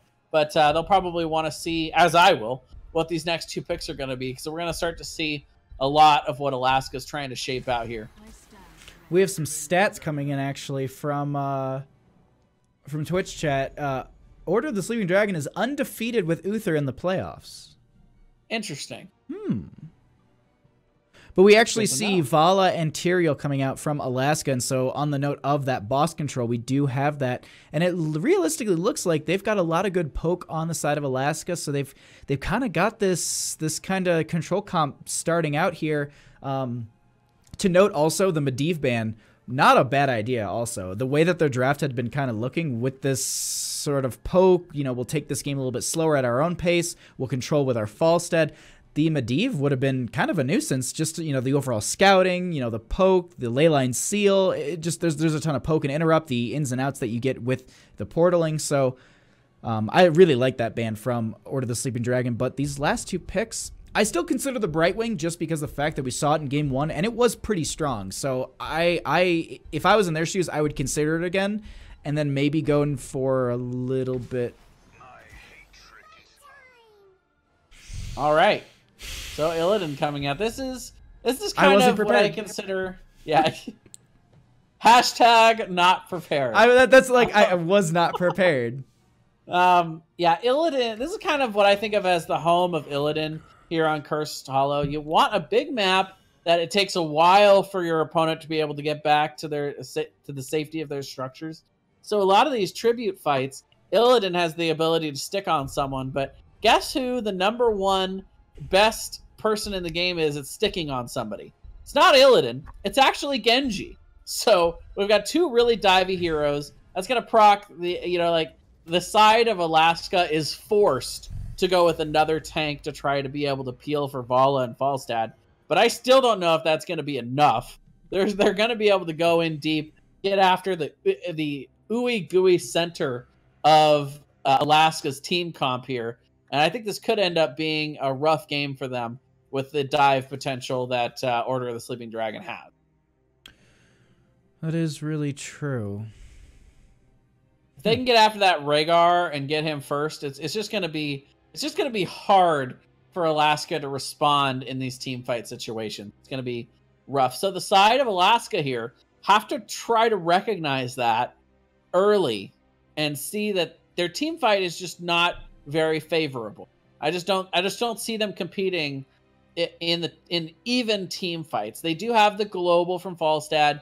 They do have the boss control and point control. That's what they need to focus on trying to take advantage of. Exactly. But on the left-hand side, we are going to have Alaska with Rexpa on the Vala. Varen will be on the Rhaegar. Hedgie will be on the Falstad. Bubble This will be on that Tyrael, I think? And Sears will be on the Arthas. The surprising Tyrael coming out here. I just like the two names, I was just like, they were overlapping. I was like, who is on what? On the right, Order of the Sleeping Dragon, looking to close this series out at a 3-0 here on Cursed Hollow. Silent Shoe is going to be on the Genji. Sheath on the ETC. Corgi Booty on the Illidan. Dawning is going to be on the Brightwing. And Kina going to be on the Uther. And it looks like that will be the start of our game number 3. And this could potentially be the end of the series. I mean, Order of the Sleeping Dragon, if they've just got to play the same way they've been playing this, this controlling, very methodical way that they've kind of gone into each of these games. There are a lot of the fights that they go into that it's just they go for a very slow pace, but it works for them because of the fact that they can win off of it. You know, they get a pick and then they take their advantage. Then they back off and they repeat that for 30 minutes, basically. But a little bit of a dive here onto these top towers from Alaska. Stun will go out onto Rexpa, starting to get a little bit of damage onto a few of the members themselves, but they just back right off of here, and it will just be kind of a little bit of damage onto this gate. Nothing too crazy just yet. That was an interesting engage in the top. You know, if there is one chink in the armor that I've seen so far from Order of the Sleeping Dragon is that they tend to play the macro game well, which would suggest that they don't focus as much on the micro, on, you know, coordinating who they're attacking and all of that. That's what this comp is going to have to be able to do between, well, and just as I say that, Rexpa is going to get focused and completely deleted there. But they're going to have to focus on one target at a time. They don't have a lot of burst or AoE damage. They do have incredible amounts of dive and sustain damage, but that's not conducive for picks unless your team is really good at coordinating and focusing down targets. That is really true. It's a little different from what we've seen from the other two games, where it's been more patient and slowly bleed you out rather than dive in and force an endgame. Looks like we have the 2-minute camp being picked up by Alaska, and the exact same thing will be done on the side of Order of the Sleeping Dragon here. Edgy getting pushed out of the mid lane a little bit. We currently also have ETC going up against Tyrael in the top, so nice little slow battle that will last eternity up there. But Dawning down here in bottom up against Sierra is pushing him back a little bit by this gate. Yeah, right now both teams just having the good priority, getting those respective camps. We'll have to see who the RNG gods favor here as the first tribute comes out. It will spawn in the bottom, so saving grace for Alaska here. Sheath is going to go ahead and start rotating towards the bottom, but it looks like they are going to rotate up Illidan to respond to Falstad and this camp pushing in the top. This is interesting. So it looks like they're just going to go ahead and fight the one man down because he can't rotate. Falstad can fly in if he needs to, but I realistically don't expect it. I think they're keeping him up there for kind of the threat, but this is a 4v4, and realistically, it's even matched at this point. A little bit of damage going out onto Sheath here. Rexman, that backline, going to get dove by the Genji. ETC going to be falling as well as Vala. So it's kill for kill, but at this point, Order of the Sleeping Dragon doesn't have anything to body damage, and Alaska has nothing to do damage. Very, very interesting scenario here. I will say this, the top camp has been cleaned up, and so now both teams look like they're going to start to rotate back in. Both of the dead players on each side have now respawned with these really low early game death timers. But there is a lot of poke and interrupt potential on the side of Order of the Sleeping Dragon. So they will be able to get in and continue to interrupt this and stall it out while Illidan rotates down. Falstad actually electing not to fly, walks down the old-fashioned way, and he has made it down here. But now Corgi Booty has come down with the engage potential, and the side of Alaska will back off completely. Order of the Sleeping Dragon grabbing the first tribute and getting a lot of value from this bottom camp. It has been pushing down this entire time, and then you can see that it opened up the gate as well. So this is a really good position for them to be for that. Now we also have, looks like Falstad went back. So we just have, once again, Sears in this bottom lane with actually Rexper rotating down. We currently have Kina going back into the mid. And it looks like Genji will be in the top up against that Falstad. And at this point, I think so. What, that was like bottom, middle. So we're looking at a top position next, left or right? You know, I try not to think too much about these things, as Uther likes to say, but and just kind of go with the flow. But we'll see. You know, we'll see where it spawns. At the end of the day, I think both of these teams are gonna want to prioritize at least one of the next two. So we'll have to see where everybody rotates to. But right now, Order of the Sleeping Dragon, about a half-level lead. Most of that was the stored XP in the bottom cannons, but also getting some work done in the top there is Alaska. So we will see the spawn in the top lane as both teams have gotten those camps pushing in the mid. Both teams are starting to clear them out a little bit, and actually the boss started early here in the bottom for the side of Alaska. So they are going to concede this completely, and they're going to go ahead and get an early start on this bottom boss. That's interesting. So it's going to pull the members into bottom lane, but I believe if the next curse point would be in bottom left position, so it actually would put them almost right next to this boss. That's an interesting pick here, just to give that over. I'm curious. I can't figure out why. Like, I'm looking on the map, it's like 8 to 8. I mean, they were positioned fine. They had enough time to rotate, I thought. Huh. Oh well. That's going to be boss though in the bottom lane, and it will be cleared out by the Genji. It looks like now they actually are starting to rotate towards the top. They could either go out, yeah, they are. They're going to go right after this top boss, while the side of Order of the Sleeping Dragon is having to respond to bottom. They are going to go ahead and leave it, and now we're going to see the tribute spawning in the top. So looks like they are going to be in position to contest this. The question is, are they going to back off of it? Neither team anywhere close to level 10. They are going to go ahead and back off, and both teams will leash it and let the boss go ahead and get all his HP back here. But meanwhile, they pulled Genji from bottom lane, so that's going to be a free fort potentially? Either way, there's a fight in top. Let's focus on that. Brightwing actually getting the phase shift in here. Will be the Howling Blast out from Sierra's. Corgi Booty actually taking a little bit of damage. There will be the kill out from Arthas on to Corgi Booty. She's taking quite a bit of damage now. Looks like they're starting to realistically chase him. They do get the kill with that hammering from the Falstad. Now Dawning is the next choice, and it looks like they're going to continue to chase here. Varen was left behind to go ahead and pick up that cursed point. But they go ahead and they're going to steal away the boss as well. I mean, they got 3 kills. They are all postured up, but these are low death timers, so these members are already coming back. They don't have tents for any sort of hunt or anything, but still, I mean, that was a pretty good start for, I mean, that was a pretty good, you know, turnaround for Alaska. They've been kind of on their heels for a lot of these games, and that gave them a little bit of an advantage on this map. Yeah, I feel like in this series so far, Alaska has been right on the precipice of being able to take one of these games. I feel like, you know, they haven't been outclassed here by Order of the Sleeping Dragon. I feel like Order has done a really nice job of playing the macro and strategizing in these games. But I like Alaska's start here. You know, they get the boss in the bottom lane. They're able to put some pressure and kind of force some rotations that maybe Order of the Sleeping Dragon didn't want to make. Also, a ton of damage coming down here onto Dawning from Hedgie. We'll be able to push him back here. Both the Globals just chilling in the bottom. He'll be able to finish off that fort with a single blow from that mighty hammer. And it looks like with that, we actually have the curse, well, the objective popping up in the bottom left here. So this is a new cycle, so we can kind of start to guess where. So it looks like the left side of the map is kind of off at this point, but she's taking a little bit of damage coming into that bush, but it looks like he will be able to back off, and Varen will go ahead and get the capture, and this is 2-2. The next one is the big one. Yeah, it's gonna be interesting here. Level 13 is definitely in range for Alaska to pick up, but I'm not sure that Order of the Sleeping Dragon is going to be able to get there in time. I highly doubt it, as a matter of fact. So it could be a little bit of a nice advantage here for Alaska. I will say this, though. If there's any one level or talent tier advantage that, you know, I would still probably take in a dire situation, it would be the level 13. It's not usually a very influential talent tier. So we'll have to see if maybe Order of the Sleeping Dragon might want to take it anyway.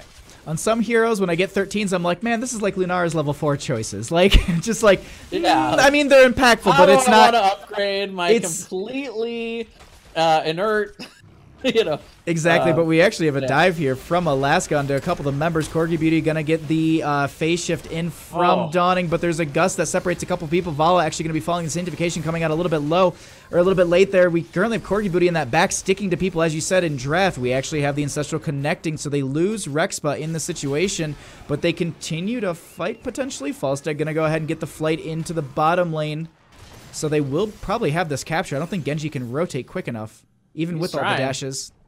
He's running, but it gets dismounted, and that's huge. Dash. Oh, he does get the poke. Got it! So there you go. We got the poke, and it looks like we do have a nice contest on our hands here, because this is the big thing. Like, this is the thing I noted. You know, this is the time when you want to make sure that you either get it quick or you fight over it. But now this is 12 and a half to 13. Hedgie does pop the well. We do have Rexpa back from death. Both the teams are rotating in. Illidan is still in that top lane. Mosh comes out onto so many of the members. Hunt is currently available. We currently have the Hunt in as well. Vala going to be dying here. The Gus is going to shove a couple members back, but they stick right back onto them. Varen going to be taking quite a bit of damage. Sears in that back line going to be taking quite a bit himself. Rhaegar will fall here. Corgi Booty sticking to some of these members. Will dash out, and that is going to be curse for Order of the Sleeping Dragons. And probably a boss. And probably a boss. Yeah, you said it. Yeah, they're going to go right on to boss, too. I got to give a lot of credit. Just a little forestalled there to Brightwing, to Dawning there. Had a huge Emerald win in the top to really be able to set this whole thing up. But very, very nice mosh pit again from Sheath. We're seeing some pretty influential mosh pits so far this series, as they are able to take that. Silent Shoe will be able to dash out of trouble. And this should be a boss, but it's not going to be uncontested. Sanctification. Dawning does come in. The huge Sanct coming in. Emerald Wind afterwards to zone them out. The slide, and there's a ton of damage falling down. Now we're seeing Silent Shoe pop off here. But oh my goodness. Tyrael has explosion, and they steal it away. Wow. I was looking like you were casting. I'm not sure. I wasn't sure what exactly to point out. There were way too many things going on there. The Sanctification was huge. No Gust available, which was a really big deal there. The Divine Shield also was down, so they weren't able to quite utilize that. The Mosh Pit, of course, had just been used. And, you know, we saw a pretty big Dragon Blade, but Genji was also out of mana, so he didn't really have the ability to follow it up with the Deflect or anything of some, you know, and so finally, after all is said and done, the side of Alaska able to get the job done and get that boss steal.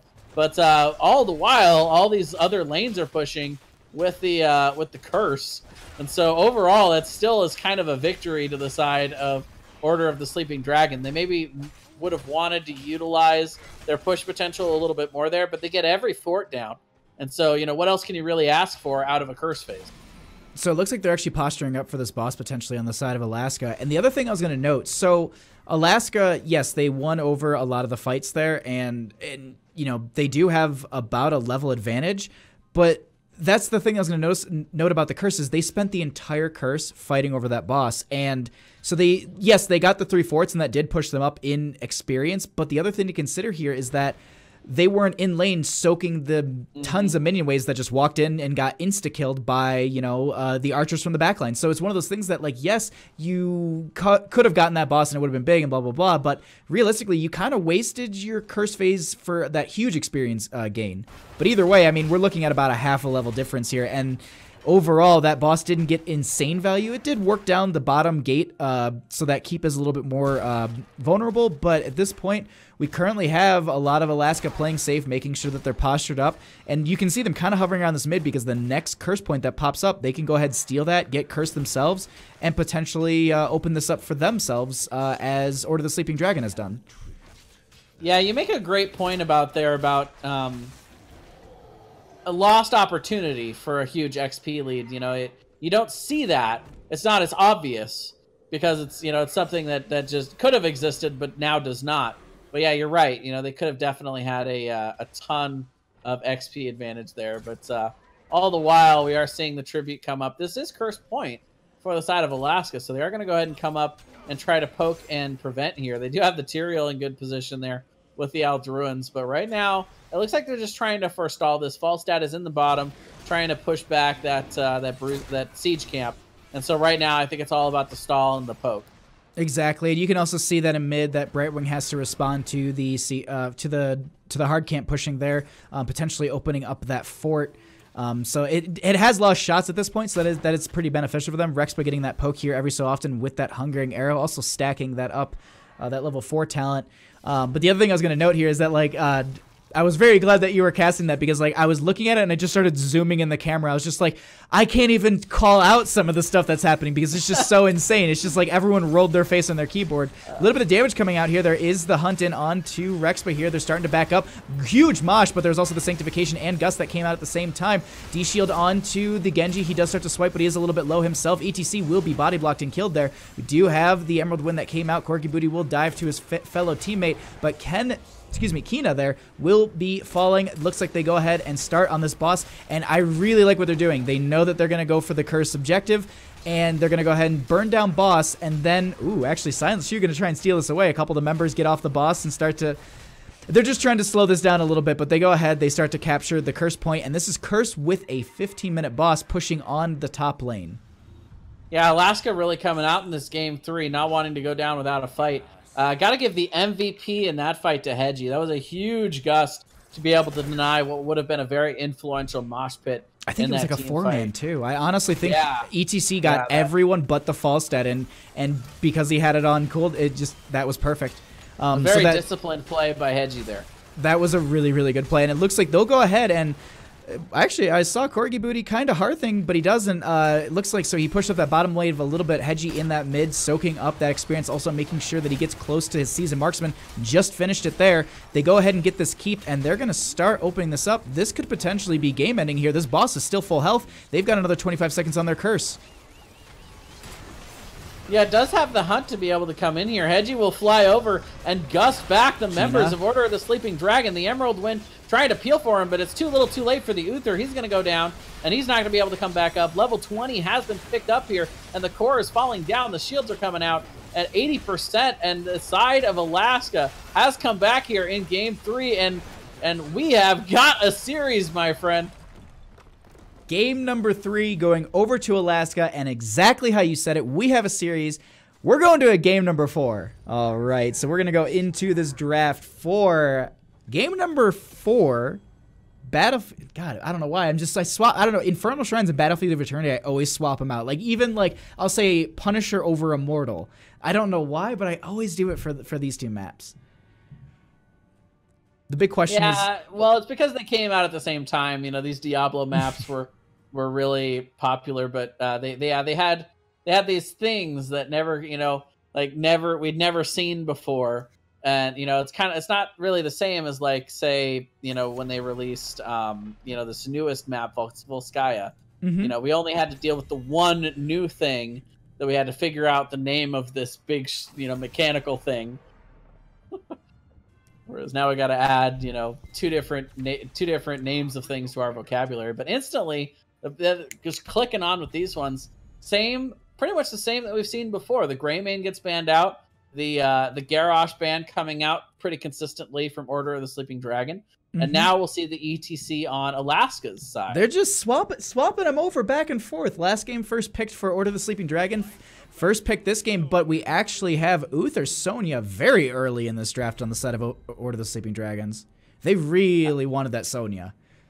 This is their map pick, and clearly they knew exactly what they wanted to do with it. Sonya, definitely one of the strongest heroes on these shrines, save possibly Kerrigan. Though we don't see a whole lot of people play Kerrigan anymore, but no, Sonya, I mean, I think with Kerrigan, it's very comp dependent as well as like team dependent. Yeah. Like I think like it's one of those things that you take into a game where I think you're very confident in your skill level against the other team. I mean, that kind of, to me, that like I say that and it sounds a little rude, but it's one of those things that you do consider when you're going into a matchup. It's, if you are more confident against a team, you sometimes take some of those riskier picks like Cho'Gall, Kerrigan, but we actually have a Chromie coming out of Alaska. Do they pair it in with like a Stukov? Okay. Wow. I think I just need to walk away. The power. Your power is too strong for me. I've casted the one team all season. So it's like Infernal Shrines. I think they've done I can make educated guesses, but the other factor too is that Stukov is very powerful on this map, and the priority onto him here isn't a bad idea at all. Yeah, the Chromie is a lot better on this map than what we saw on the last map they tried it on, which was Battlefield of Eternity. Chromie is got popularized on two main maps. It was this one and on Towers of Doom. So also I personally see on Tomb of the Spider Queen too. I see her often there too. Yes. A lot of corridors, a lot of good poke there. But I mean, yeah, but you make such a good point that like it's a lot of these heroes. Like they get popular on specific maps because you see them played and you see that it's a mechanic that naturally works well that you've just seen and you're like, oh yeah, I should try that. And then you play it, then basically everyone else plays it. But it's one of those things that like for example, like Lucio wasn't considered that much, but we often see him on maps, for example, like this or Tomb, where you have rotations or you see a potential Diablo maybe coming out, or just getting that extra, displacement with his boop is very, very strong as well. I also like it, like even at the professional level of casting, they still call it boop. Like everyone just calls it by like by the joke, but we actually have a Vala being banned out. I like how chat is warning us of a Cho'Gall alert. We'll have to see if that's something that Order of the Sleeping Dragon would be interested in pulling here. They didn't ban out the Malthael though. It kind of makes me think that that's probably not the best strategy, but they would have to lock it here, and then that just means that Alaska goes, all right, well, we'll pick up a Greymane and Malthael. Like they don't have to, but the thing is, Greymane would work in the 4-man rotation between mid and bottom. Greymane is banned, but I'm sorry. That's okay. That's okay. But I didn't look all the way left. I was just like, all right, we got Vala, Garrosh, Falstead. War, just get Greymane. But no, exactly. But still, I mean, you still can pick. Your point's valid though, because there's still plenty of counters available. You can just go Leo, and then of course a Nubarak is also available, though it wouldn't be great with the comp for Alaska, but we'll have to see what they want to do here. The question is Cho'Gall or not Cho'Gall. So no, they're going to go with the Nubarak and the Kael'thas coming out. A little bit of spice coming out here from Order of the Sleeping Dragon. I don't see a whole lot of KT these days. Debated. Just Twitch is just like, oh yeah, that's what we're going to do. Okay. Rude. Rude. But hey, I mean, realistically, on a map like this, I've actually talked to a lot of people, and this is the map, even in my own opinion, where I think a Junkrat is extremely viable. Like the poke damage that you can get in, the displacement from the mines. I really, really hope that one team pulls out the Junkrat because it's viable, but we don't see it from Alaska. But a Lunara Dahaka is still very strong. Yeah, the Dahaka global on this map is very, very strong. Wave clear potential is always a premium here on Infernal Shrine. So Lunara is able to come out with that splintered spear talent at 4, and that really messes with Uther. You know, Uther's solo healing is really, really tough to pull off with the Lunara on the other side, and the constant poke damage from Chromie. So they've set up a really good comp to be able to counter what the side of Order of the Sleeping Dragons has picked so far. It almost forces them into a second support here, so we'll have to see how they want to close out this draft. You're going to need something to answer that constant poke damage from Chromie and Lunara. It's just they won't be able to overcome that in the long haul of these team fights. I say this. How do you counter poke? With more poke. You just take a Junkrat.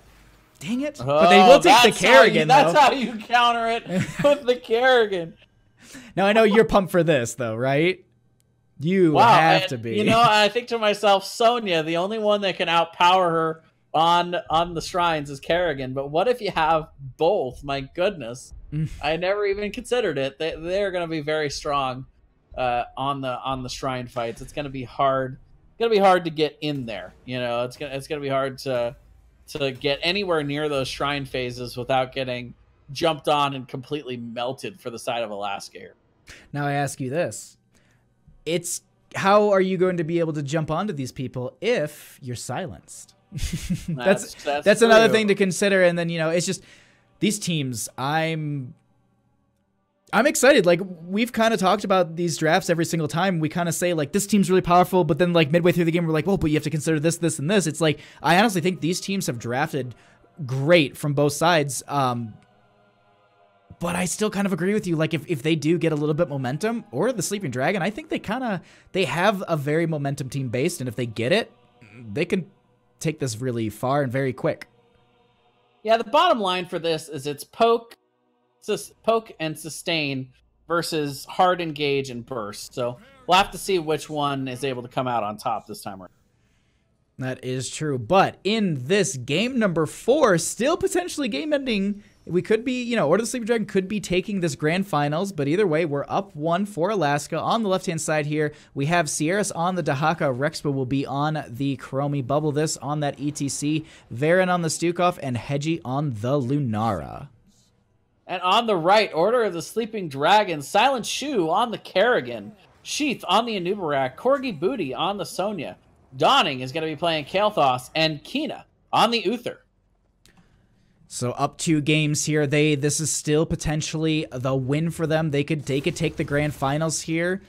At the same time, this is this is grand finals life for Alaska. They could take this and we could be going to a game number 5. But either way, looks like we have actually Mana Addict out of Kael'thas. I was wondering if he was going to go into Convection. Very risky talent in my opinion. The Mana Addict is a little bit better, into that late game. I mean, the damage output can be reasonable, but I don't know. The Mana Addict seems to work a lot better, and it's a little bit safer, especially if you might die a couple times. Yeah, it's an interesting debate on this map. When you have to have high concentrated amounts of wave clear, that's when Convection is really, really strong for you. But when you're planning on playing a longer game, at which Infernal Shrine tends to be a map where you see games go longer and longer, the Mana Addict talent slowly scales to be better and better because it keeps you in the fight longer. You know, a lot of people talk about the shielding, and the shielding's great, but really the hidden factor that a lot of people don't consider is the mana. But right at Bubble This getting poked down and CC'd, but he's able to get away from that situation with a little help from Vernon and the healing there. But let's talk about how terrifying this 4-man is on the side of Order of the Sleeping Dragon. You've got a Kerrigan combo.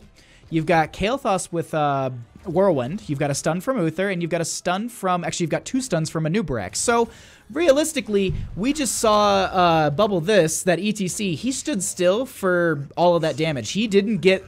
he got the heal from Varen, and that's when he was able to start walking away. So, later into the game, single target picks might be a huge aspect of the draft that we see from Order of the Sleeping Dragon. And Alaska, I'm curious to see how they're going to have to adjust their gameplay from this. You can already see they're playing a little bit safer at this point.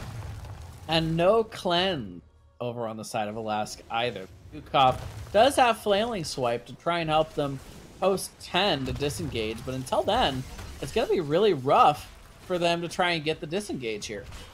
The other interesting thing here is they're actually, to avoid a lot of this, we actually see Stukov taking that variation at level 1. He did go for that ranged attack. It is a 40% nerf to his overall damage, but the thing though, it keeps him a little bit safer. We have a little bit of damage going out onto Bubble this here. Silent Shoe actually going to get slid onto as well as Kina, but they start to just kind of separate. She goes right back onto the shrine and starts working on these skeletal defenders. Realistically, at this point, it's still in favor of OSD. Excuse me, Order of the Sleeping Dragon. I didn't do the full abbreviation. Either way, we still also have Dahaka in that top lane. He can burrow in at any point. Meanwhile, Silent Shoe going in after Rexpa misses with the combo and is going to pay for it as they turn around and will blow up the Kerrigan. They do get a decent amount of damage on Rexpa, and with Rexpa completely out of mana, they're going to have to go back and tap. And now Sheath also under a ton of duress here. Hedgie getting in there, able to get the damage out, and this is the slow but steady poke game here that the side of Order of the Sleeping Dragon cannot afford to play throughout this game. It will be lost 100% of the time. If they don't win that team fight within the first 10, maybe 20 seconds at the most, they will end up losing it from the poke war.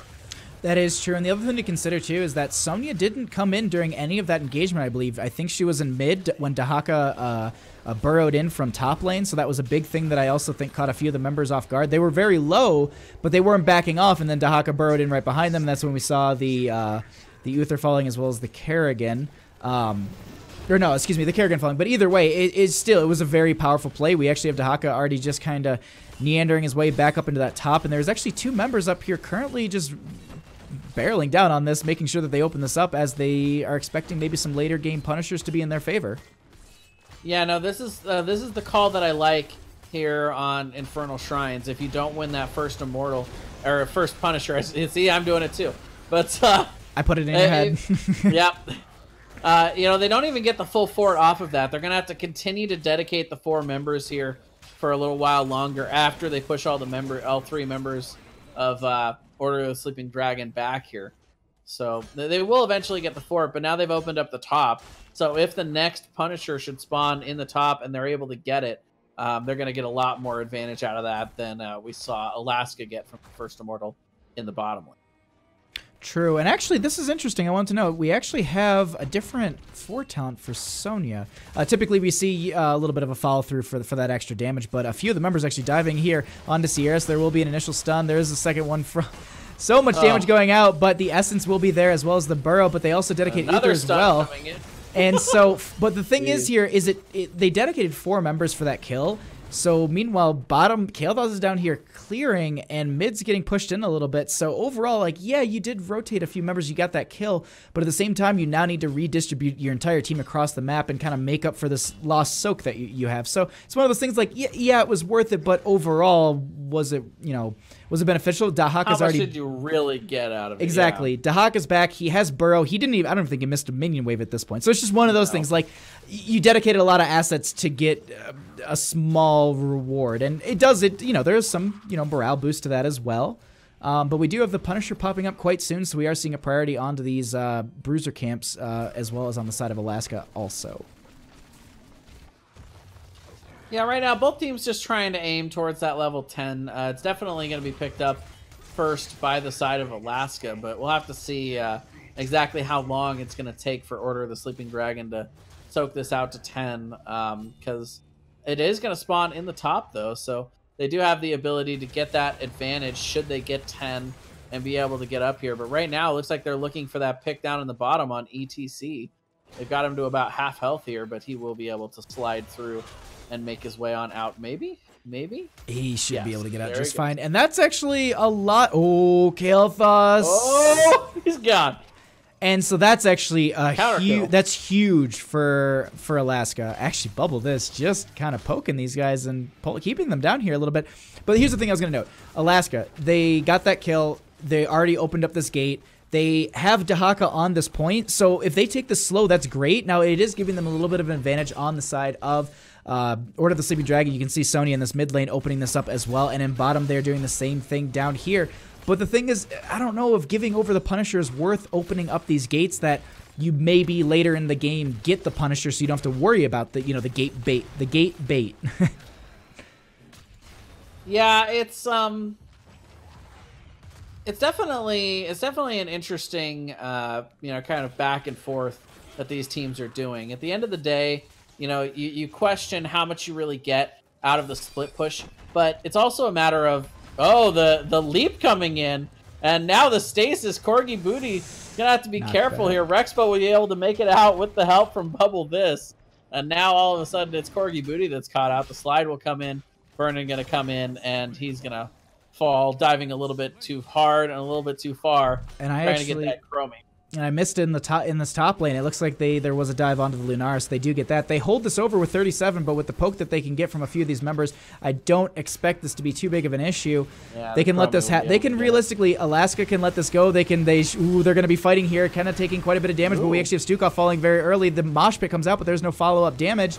And they end up giving over the Stukov as well. And this is the thing that I was going to note. Right before they fought, I was like, they don't need to fight. They've got 37. They should just play the safe game, wait for their Lunar to be back, then get the Punisher by just poking with Rexpa. Because as you can see, he's doing it right now. They're at 39. This is going to be given over, so it's just one of those things. They are actually going to be staggering the Chromie death, but at this point, Sheath has no mana, so he actually used his Burrow to get in as well. The D-Shield does go out onto him, buying a little bit of time, does get some healing. The Burrow goes out from Dahaka, and actually, they end up walking away, so they got those few kills, and that was huge for them. Yeah, now Chromie's not going to be here to help in the sieging either, but the other 4 members are going to go in and try and push in here with the Immortal to try and take some advantage. Many members of Orders of the Sleeping Dragon are very slow here, or very slow and very low for that matter. They are. There's a lot of slowing coming out from the Stukov as well as Lunara. Now this is a half health Punisher. Looks like they will just back off and start to just pressure some of the other lanes. And this is what I really like here. So they took the Punisher, and now they're utilizing the time that they have. This is the time when you open up the lanes instead of just giving over the Punisher and potentially taking that fight, which to give them kudos on the side of Order of the Sleeping Dragon, they could have potentially taken that back if they staggered a couple more deaths. But this is the ripe time to go ahead and take this, because also the factor by, series of elimination, technically mid should be next, but, there is RNG, so you could have bottom. You could technically have top again, like there is still some small percentage, I've been told. But either way, it's either bottom or mid, and they've opened up that mid just in case, and I like that. Yeah, and what I really love about this series so far, this is still very even. 5 to 4 kills. There's really not there is a definite structure advantage here for Alaska here in this game number 4, but right now, still definitely anybody's game. And right now, both of these camps actually being captured here by Alaska. So right now, they're being the bullies. They're able to go around, get the macro game done with their superior sustain and laning potential, but. At any time, you could see Order of the Sleeping Dragon with this comp come in and try and get some picks, especially, when you see that Dahaka kind of split out by himself. Exactly. He's going to be going up against the Sonya, who did scout out that camp to make sure that he wasn't taking that. And it looks like she will come over back into this lane to pressure him back. But in mid, we have a little bit of a poke war happening. A few of the members are kind of posturing up. The one thing we have to note also is that Alaska has just kind of rotated. Ooh, actually a web wrap out from Sheath there, so that's going to be used onto Rexpa. They get the combo out, but it doesn't connect. Bubble this taking quite a bit of damage. The leap goes out onto him. They are starting to dive onto this ETC. He does start to walk through Kael'thas's damage. Does end up falling here. The D-Shield does go out onto the Kael'thas, and he is fine in that back line, but they end up losing this ETC, and the Punisher is just now starting out too. So it's good push. There's good pressure from Order of the Sleeping Dragons in top lane, but at the same time, Alaska has that in bottom, so this will buy the time for that ETC to come back from death. Yeah, that's all it's doing here, is it's buying time, and both teams are going to be able to come back into this. They get a little bit of damage done in the top fort area, but now both teams are going to be available for this shrine. Both of them going to have right around level 15 when this fight really kicks in, and neither team going to be anywhere near close to 16, but nice damage in there from Chromie to be able to steal a few of those shrine minions. And now both teams are going to be looking to push in here. Dive in from Anubarak onto Hedgie here. He starts to take quite a bit of damage from the spears coming out. He's actually potentially falling here, so we do have the Anubarak falling first in this engagement. Phoenix is used from the Kael'thas. Mosh onto two of the members. Leaping strike out from Lunara. They start to get so much damage. There is the slowing sands right underneath. They get the double kill right off of that, and that is definitely going to be a punisher for Alaska here, as well as they have this top lane pressure that needs to be responded to, which looks like it'll be done by Kerrigan. Really, really nice engage there by Alaska. They were able to come in and get to the members that they wanted to get to. Hedgie doing a ton of damage on that Lunara, the slowing potential and the CC potential. He just caught the Anubarak out there, and that's just something that can't happen here for Order of the Sleeping Dragon if they want to compete in the rest of this game. They have to be working as a unit. They have to dive together and burst somebody down. Because if they get caught out alone, or they get split up and end up in this sustained poking war, they just can't compete in the team fights like that. No, that's exactly it. Like, that's going to be the big thing that they're going to need to deal with, is like they need to start really, you know, they need to start using that single target burst like they've been using in the earlier half of the game. That worked out for them very well, and they got a couple late game picks from it too. Punisher going over the wall, actually forcing Nubrak to go and have to tap well. He was doing so much damage, but looks like it will be burned down quite quickly from the keep, the tower, as well as the gate. Alaska opens up the gate here, but I think they need to back off at this point. They need to play this a little bit safe. They don't want to stagger a death and end up giving a nice opening for Order of the Sleeping Dragon to kind of get some push pressure in the lanes. Yeah, really important for them to not overstay there. Level 16 has been picked up by Order of the Sleeping Dragon. They do wisely back off. And, you know, on Infernal Shrines, one of the ways I like to think of it is how many lives do you have left in the pool? And that's going to be determined by how many structures you have. You look at the structures on the field here, and Alaska still has a lot of margin for error here. You know, they can lose a Punisher or two here in these different lanes and still have good buffers. But slowly but surely, this map is starting to shrink down and choke Order of the Sleeping Dragon to death here with all this structure damage. They don't have very many lives left before they're going to be out of opportunities to come back. We actually see Kael'thas having to heart there and go into that bottom lane, as we saw that the lane pressure there is absolute. It's like 2 lanes plus a camp. Like the pressure that they currently have right here is insane. But Bubble This actually diving out. We currently have Silent Shoot taking quite a bit of damage. We'll try and get the leap onto Bubble This. Gets knocked back. He does use the Maelstrom onto one of the members. There's also the D-Shield that came out. There is also a web rep that went onto one of the members. But Corky Booty a little bit behind his team. Will take a different rotation out, but should be fine with that kind of dominance that they just showed. They will back off, and also they pulled 2 ultimates out, so they don't have those for the next engagement, or for this engagement right here. The other thing to note also is that the Punisher Shrine, okay. I was about to say, like, the Punisher Shrine should be any second now. Yeah, that really hurts. Web Wrap is down, but that'll be up in 30 seconds, so they'll have that for the Shrine. But D-Shield and the, meanwhile, Kina gonna end up going down here. Nice catch there in the slowing sands by Rexpa. And that is nice response. That's a huge pick for them, because of the fact that now it's going to be harder for them to contest this. There's 40 seconds on Uther. Kerrigan already went into top lane to clear that camp. We have Kael'thas and Anubarak in mid clearing that out. But without their Uther, I mean, it'd be a bad idea, in my opinion, to try and really go in on this. So realistically, just kind of soaking here and just closing that level gap is realistically all they can do. And I think that's what we're going to see from them. It was going to be really tough for the side of Order of the Sleeping Dragon to contest on this shrine without the Kerrigan and Uther ult. But with Uther dying there, it is impossible. And Alaska knows that. They're going to grab this as soon as humanly possible. They're going to barely split push out in lane. They're going to focus in. And this is the opportunity for them to get a keep in the bottom lane. These Punishers will get stronger and stronger. The Mortar Punisher does more siege damage than any other Punisher. And so I would be shocked if they didn't go in hard here to try to get a keep. And the side of Order of the Sleeping Dragon thinking about going in hard there around the back with their 2 bruisers. But they will end up backing up. They're going to try and get the damage out onto the Immortal here. And then we actually have a power slide in from the ETC. They get the pick onto the Kerrigan very early with this. Now the Punisher is at about 50 health or 50% health. He does dive on to Kina here, taking a little bit of damage, but the rest of the team will start to focus onto this keep. Rexpo poking from that backline, making sure that they're kind of staying back.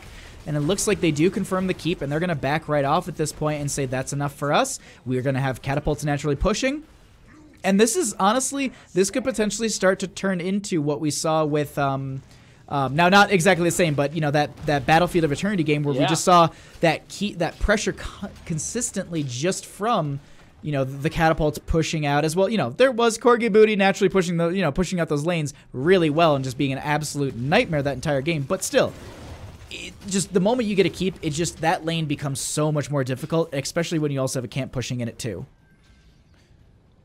Yeah, the margin for error getting smaller and smaller here. At this point, anytime the rest of this match, if Alaska fully team wipes Order of the Sleeping Dragon, this is over. The death timers are long enough that they can just go through that bottom lane that they've already opened and go straight to core. So right now, Order of the Sleeping Dragon has to play this perfectly. And as much as I mentioned how much I loved the shot calling from Order of the Sleeping Dragon the first two games, I have equally loved the play calling from Alaska in these most recent two games. They are doing a really good job of rotating around the map, getting these picks when it's supposed to be Order of the Sleeping Dragon that has a good pick comp, and they're just slowly choking them out here on Infernal Shrine.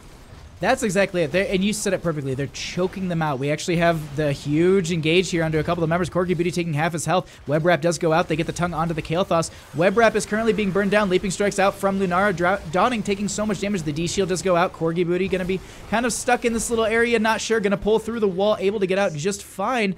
But this is a top lane Punisher currently just starting out, so the team can rotate, and they should be arriving in time. And, oh, excuse me, I missed that kill. The ETC will be falling. That pushes them to just about 20. And now this is a little bit different because you were the one, you were noting that, death timers are long, and I was going to, piggyback off of that. That death timers are long, yes. And, Alaska has a lot of map advantage, but at the same time, this is still into the late game. They can get a couple picks. They get one or two Punishers. These things start to barrel down onto keeps very hard. I mean, this is a 19-minute Punisher just starting out. Realistically, it's going to be hitting around 20-minute mark. It scales to that mark, and it's going to be powerful.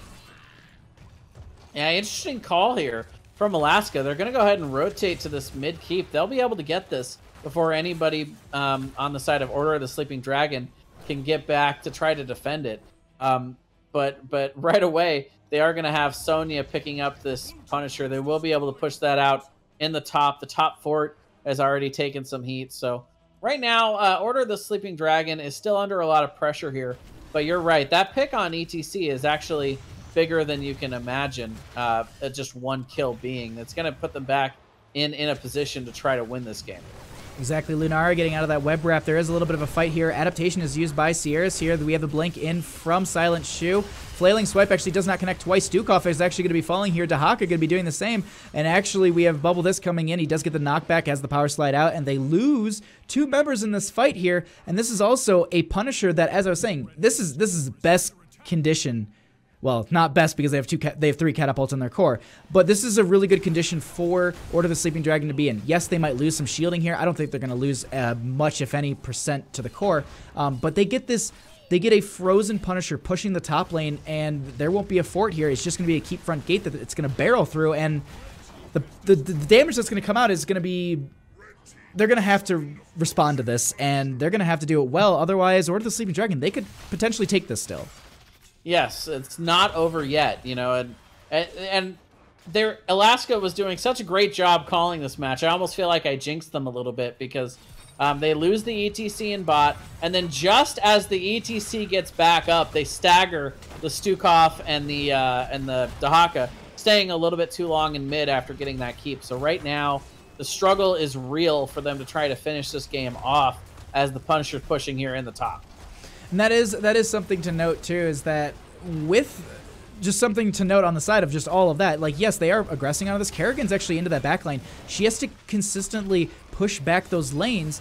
Actually, Dawning taking quite a bit of damage from that Lunar, who's leaped into that back line, and it looks like they're potentially going to go for a little bit of a fight here. Flailing Swipe does come out. Lunar is separated from the team. Leap does go out as well. Leaping Strike switches spots. We actually have a Kael'thas dying early here. Power Slide in from the ETC. Pull in from the Kerrigan. Kina getting separated from the team, taking quite a bit of damage here. Looks like he will get knocked back. There is the poke from a couple of the members. He's running alongside, and no one's just auto-attacking him. But it looks like they get the web wrap onto one. Power Slide through. We currently have Hedgie getting the Leaping Strike out, but it looks like they want to chase Corgi Booty here. Does get the spear out, and this is just a tour of the map currently. 2 auto attacks, and it looks like Corgi Booty will be able to spin off the wall, but die. Well, this was the one team fight that they could not afford to lose. Like I said, anytime. You said this exactly. Alaska wins a team fight, this is over, and this is exactly, they're taking advantage of it. There are catapults on the other side, but they're not going to be able to take care of the core quick enough, and Alaska comes in here after a little bit of a bubble there, is going to end up forcing this game number 3, despite Silent Shoe's best efforts here, or game number 5, I should say. This is a best of 5 series, and we're going to game number 5. Here we go. So we're going to go into Warhead Junction. This is the Division B for Nexus Gaming Series Grand Finals, game number 5 in the best of 5. We currently have Alaska up 2 games, as well as Order of the Sleeping Dragon up 2 games. Obviously, how would we be in the game number 5? But right away, Zarya ban. No cheese. No cheese. No cheese today. No cheese in this matchup. Yeah, I think pretty much everybody in ANA, the games seen around the world, you know, the joke was the day afterwards, everybody told me I needed to watch this game, and I said, I don't have time for that. It's only 5 minutes. What? Well, yeah, Zarya definitely the key to that, so we'll see that thrown out. And as every game so far in this series, Order of the Sleeping Dragon will get rid of Garrosh. Exactly. It's a hero that even in the weeks upon weeks of casting Nexus Gaming Series, I want to say I probably casted 2 Garrosh games. Like, it's not much. It's not much. But here's the thing. Game number 5, do we see some risky picks, or do we see just some standard what's just kind of strong for the team? I mean, if you have a strategy that you've been holding back, now's the time to use it, you know, assuming that it works for Warhead Junction. Lost Vikings Junkrat, obviously. I mean, yeah, anything. But we do see the Greymane coming out. This is still something I think that Alaska does not want to see Order of the Sleeping Dragon have. So that may have been a denial pick as much as anything.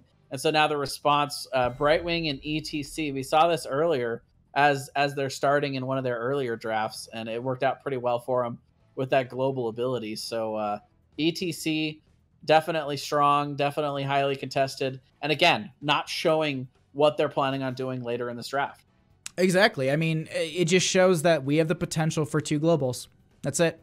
Or we have, I mean, realistically, ETC, I don't expect him to mosh here. That's my 2 cents. I mean, to have the ability, a big map for it, yeah. Exactly, and also the stage dive. You can just set up so many picks with that. You know, stage dive. Brightwing ports in at the same time. ETC stage diving. It's just like you've got 2 members. Boop, right there. A 2v4 goes into you know what I mean. Just like a fight just goes up 2 enemies right at that exact moment, and it's terrifying.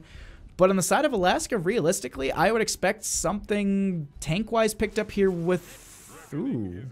I was going to say healer, but they go... boss control. Yes, they go back to the boss control that they had on Cursed Hollow. That worked for them very well. I mean, you saw that early game bosses, they fought around those bosses quite often, and it worked for them because they had a lot of the tools that you needed. Now, at the same time, this is maybe where we see... You know, Brightwing does have that Emerald Wind. ETC has that stage dive in for the initiation, so he stage dives into that backline. Power slides in, displaces them. Brightwing's porting in as well, and just kind of Emerald winning and forcing people back. So a lot of good assets on both teams for these boss engagements, as well as just the overall map itself. I love the Chromie respect band coming out here after seeing what Chromie's done in those last couple of matchups. The side of Order of the Sleeping Dragon doesn't want to go against that again. And that's not a bad idea at all. And it looks like Alaska will ban out the Vala. The poke from that is very powerful, as well as just the overall single target damage that you can build around the Hungering Arrow build, as well as just the multi-shot build for the poke is strong too. But what do they pick up in this 3/4 slot? The world is their oyster at this point. They can literally do whatever they want. Tahaka's open if they want to continue to just try and focus towards that macro rotation heavy game. They can go with a more split push based comp and pick up a siege hero here. If they still want to, they still can go very team fight oriented if they want to go with some stronger team fighters or better wave clear. They just, there's no way to predict what they're going to do here. They have all the options in the world. That's true. I'm also peeking over at Twitch chat, just pocket Rexar picks. Oh wow. Tracer Tassadar. So that's definitely more of a team fight oriented pick there. It does have good mobility and good flexibility. It's a good counter to Falstad, who can have trouble getting away from a Tracer and dealing with that harassment. But Greymane is not a bad combo here, and they've left open the Varian if the side of Alaska wants to try and pick that up for the point and click taunt to try and counter the Tracer. And I was just about to say, and I'm like, you mentioned the Respect Chromie ban, but was it worth potentially not banning out the counter to Tracer that we often see? And realistically, Alaska, they could go into that second tank. They've got someone for pretty much almost every lane at this point. They just realistically need to pick up their main healer and main, secondary or main tank. I guess, well, Tyrael could work as the main tank, but either way, I kind of expect this to be kind of, 2 assassins, 2 tanks, and a healer. So there's the Stukov and there's the Varian. So they do go into the double tank here with the Varian. Not a big shocker there. They have plenty of damage, and that, I'll tell you what, the taunt Varian with the Greymane to follow it up is a really, really potent combo for them to be able to go in after Falstad. Also having the Hammerang to be able to follow up with that. Stukov can also follow it up with the Silence if they catch somebody more tanky like the ETC. Or if they want to try to prevent the Tassadar from being able to just disengage with that dimensional shift. So lots of options, very flexible comp, good boss control. I really like what I'm seeing coming out from Alaska. So, sorry, just responding to someone asking me about future games, but someone was mentioning in Twitch chat Medevac, and I'm like, do we consider a triple support at this point? But I don't think so. I think they needed another damage dealer, preferably somebody frontline. And there it is. The Illidan will come out. Oh, so that's a good choice.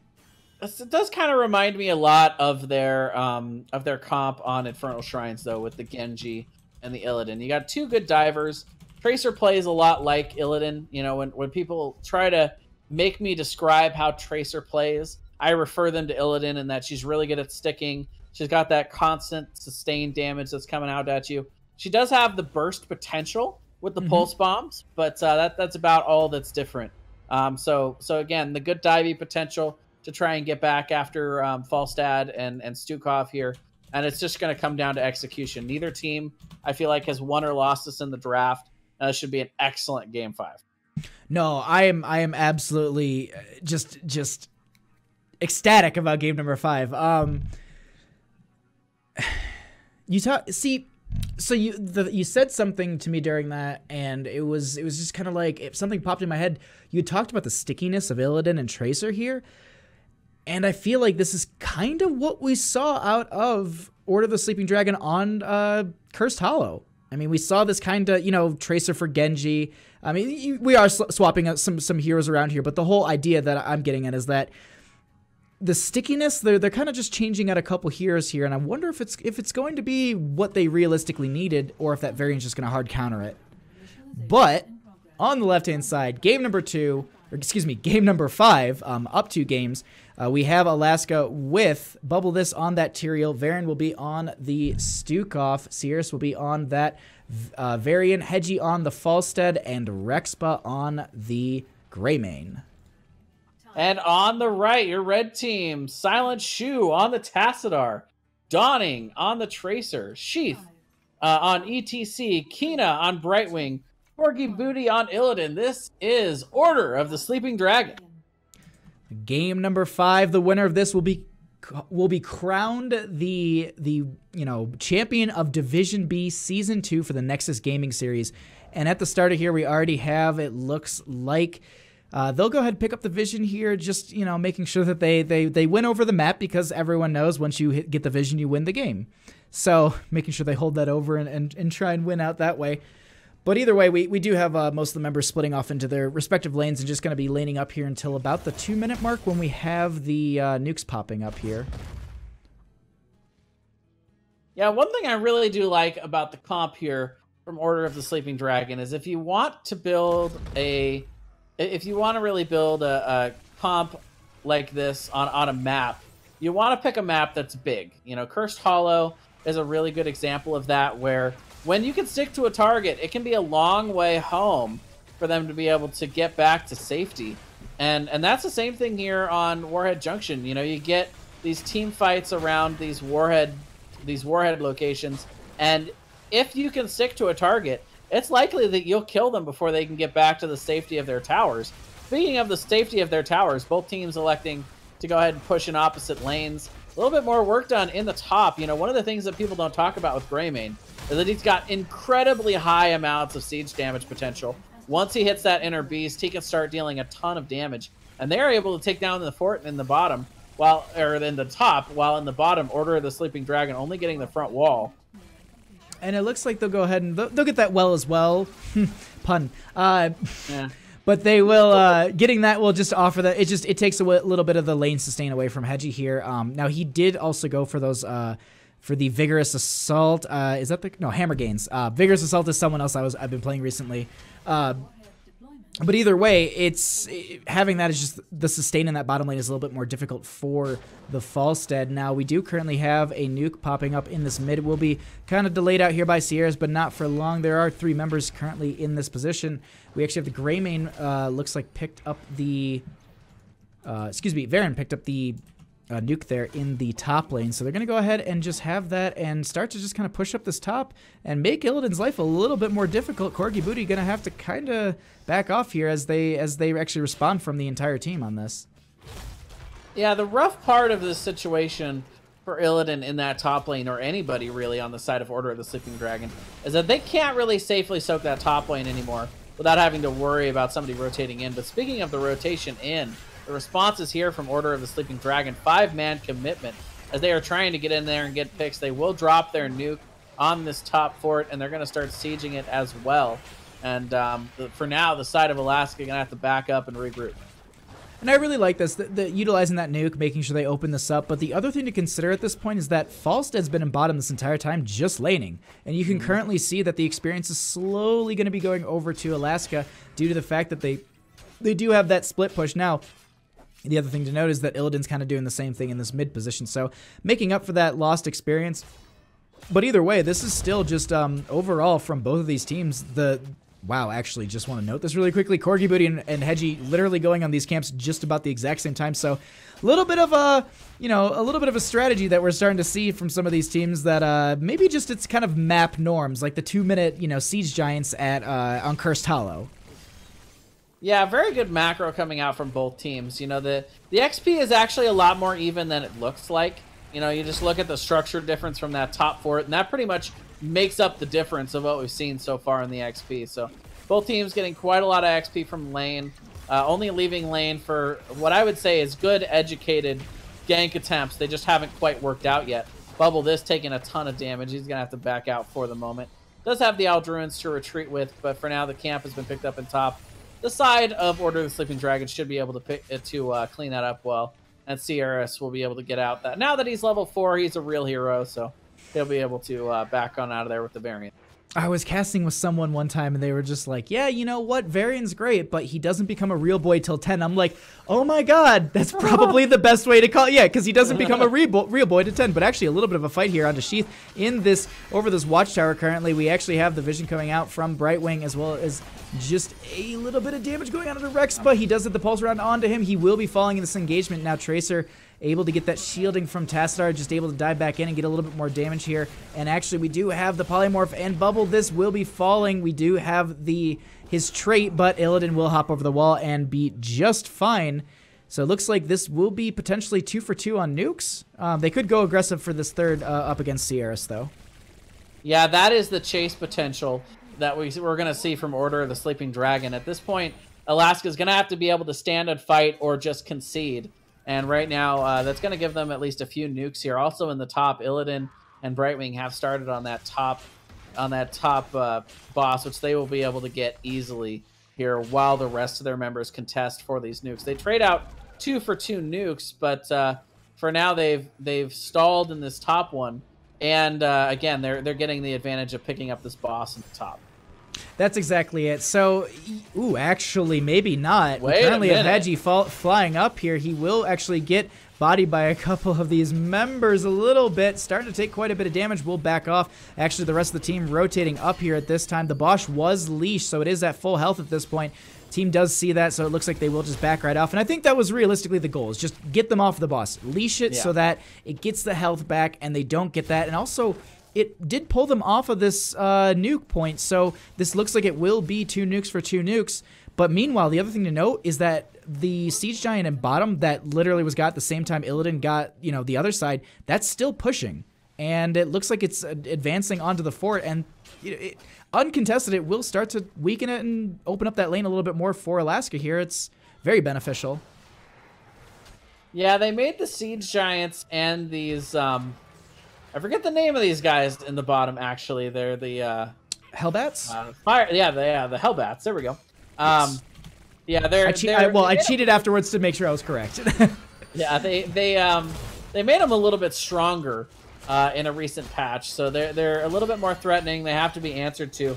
But meanwhile, it looks like both teams are just going to go ahead and trade out the respective bosses in the bottom and the top lanes now. Does Alaska make an aggressive, risky... No, they can't even make this rotation. I was like, do they make some sort of flight? And I'm like, then what? Falstad pushes them and then dies. Right. But it looks like they're going to go ahead and just go into this top lane, clear this out, and just make way for the boss to aggress onto the keep. And I mean, that's actually a positive trade here, I think, for the side of Order of the Sleeping Dragon. You know, they were a little bit behind in the race to 10. Now they just trade out bosses. They'll be able to go up and defend in the top lane. They get their 10s, and now they can contest.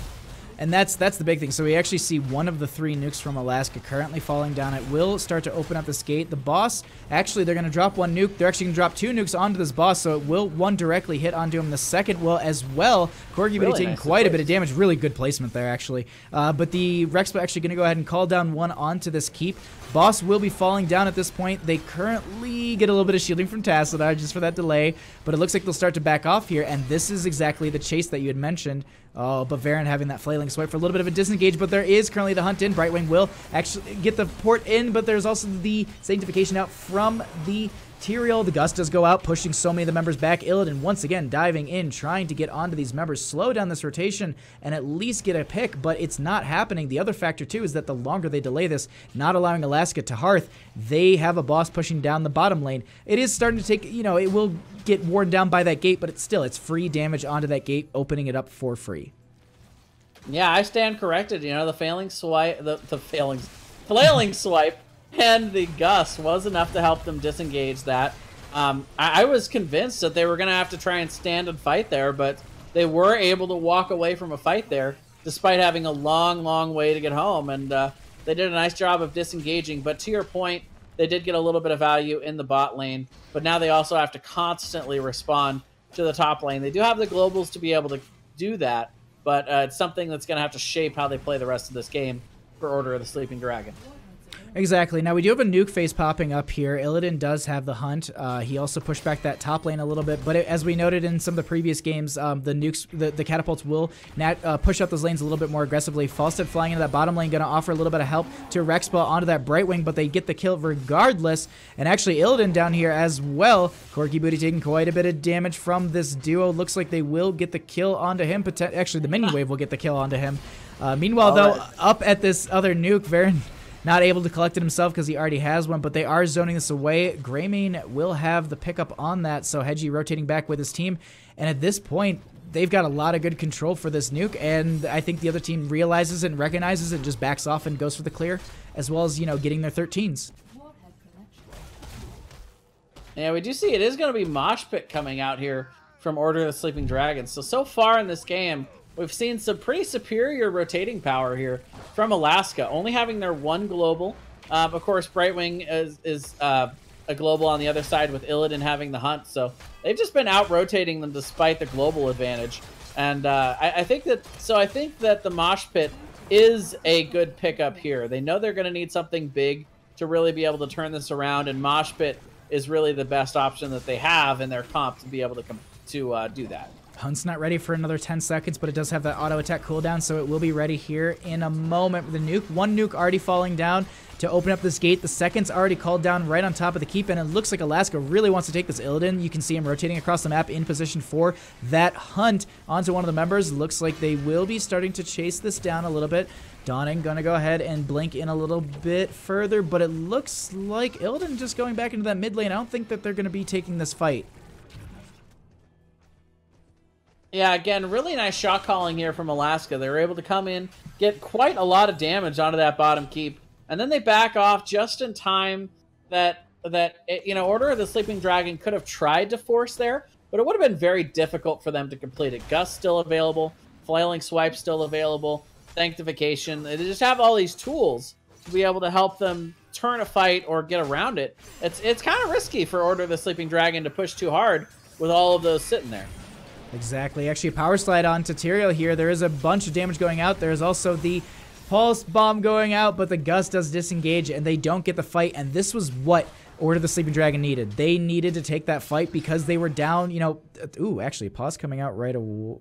Pause there for a second. We'll go ahead, just switch the scene so no one can see the map. Make sure it's fair for everybody here. Looks like the game froze for one of the members of the team, so we'll go ahead and wait for them to just kind of level out here. Just trying to check my own ping while I have the time. Looks like I'm pretty level, so maybe it's... Oh, all right. So we'll go ahead. Ready to go? Yeah, all the teams are ready, so we'll go ahead and give them a 3, 2, 1 and get right back into this.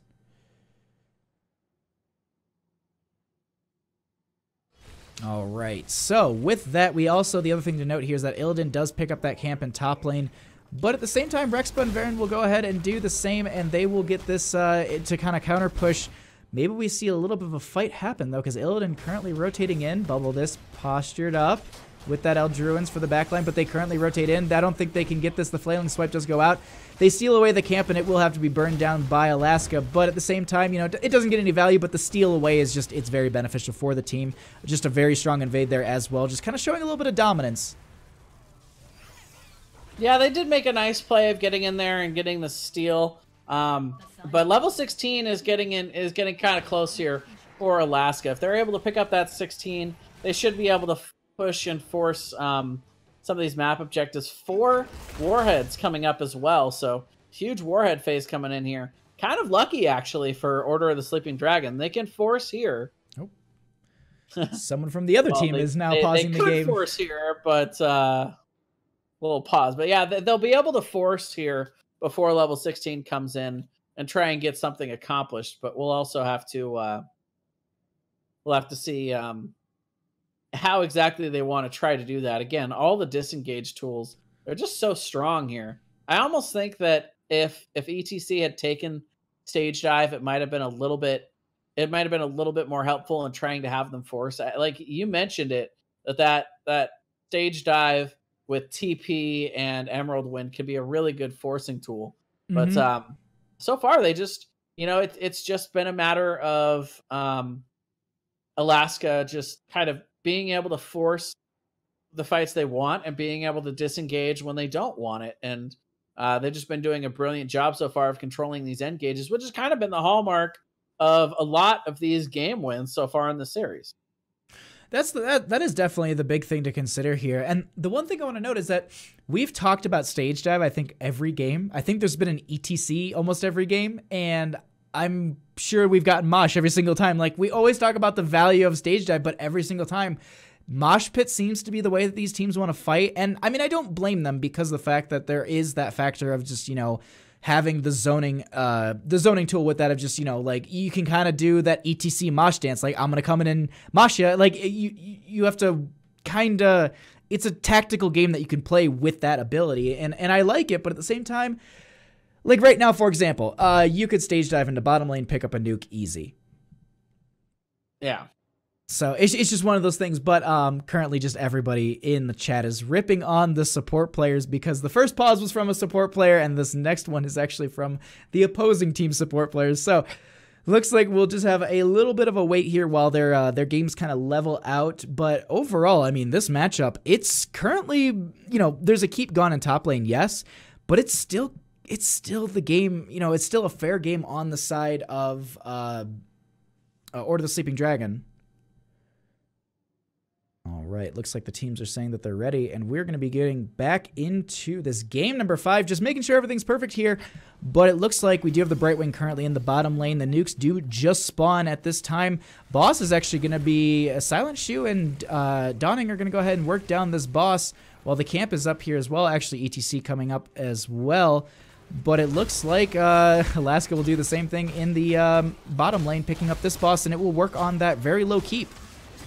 Yeah, that keep is going to go down really, really quickly in the bot. And this is something, this is where Alaska can get that level 16, force through the bottom, and try and end the game right here. Meanwhile, Brightwing and Illidan are being caught out here in the bottom lane. Keena's in a ton of trouble. Is going to ice block. We'll probably try to pop the Emerald win, but that nothing doing there.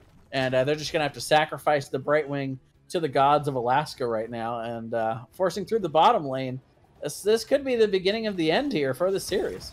This could be exactly. The boss currently just making it here. The keep falls momentarily afterwards. They're not going to respond to that top lane boss because it needs to go through a fort and a keep front gate and a keep, so that thing is gone. But at this point, we do see one nuke coming out from Order of the Sleeping Dragon, one coming out from Alaska right onto the core. Second as well, they currently get that onto there. I think it was actually interrupted, but either way, they started to aggress onto this core, and it looks like this potentially could be game ending here. They could be setting themselves up to be the Nexus game champions. And it looks like that. The game number 5 will go over to Alaska. They will be crowned the Nexus Gaming Series Division B first placed winners. Congratulations.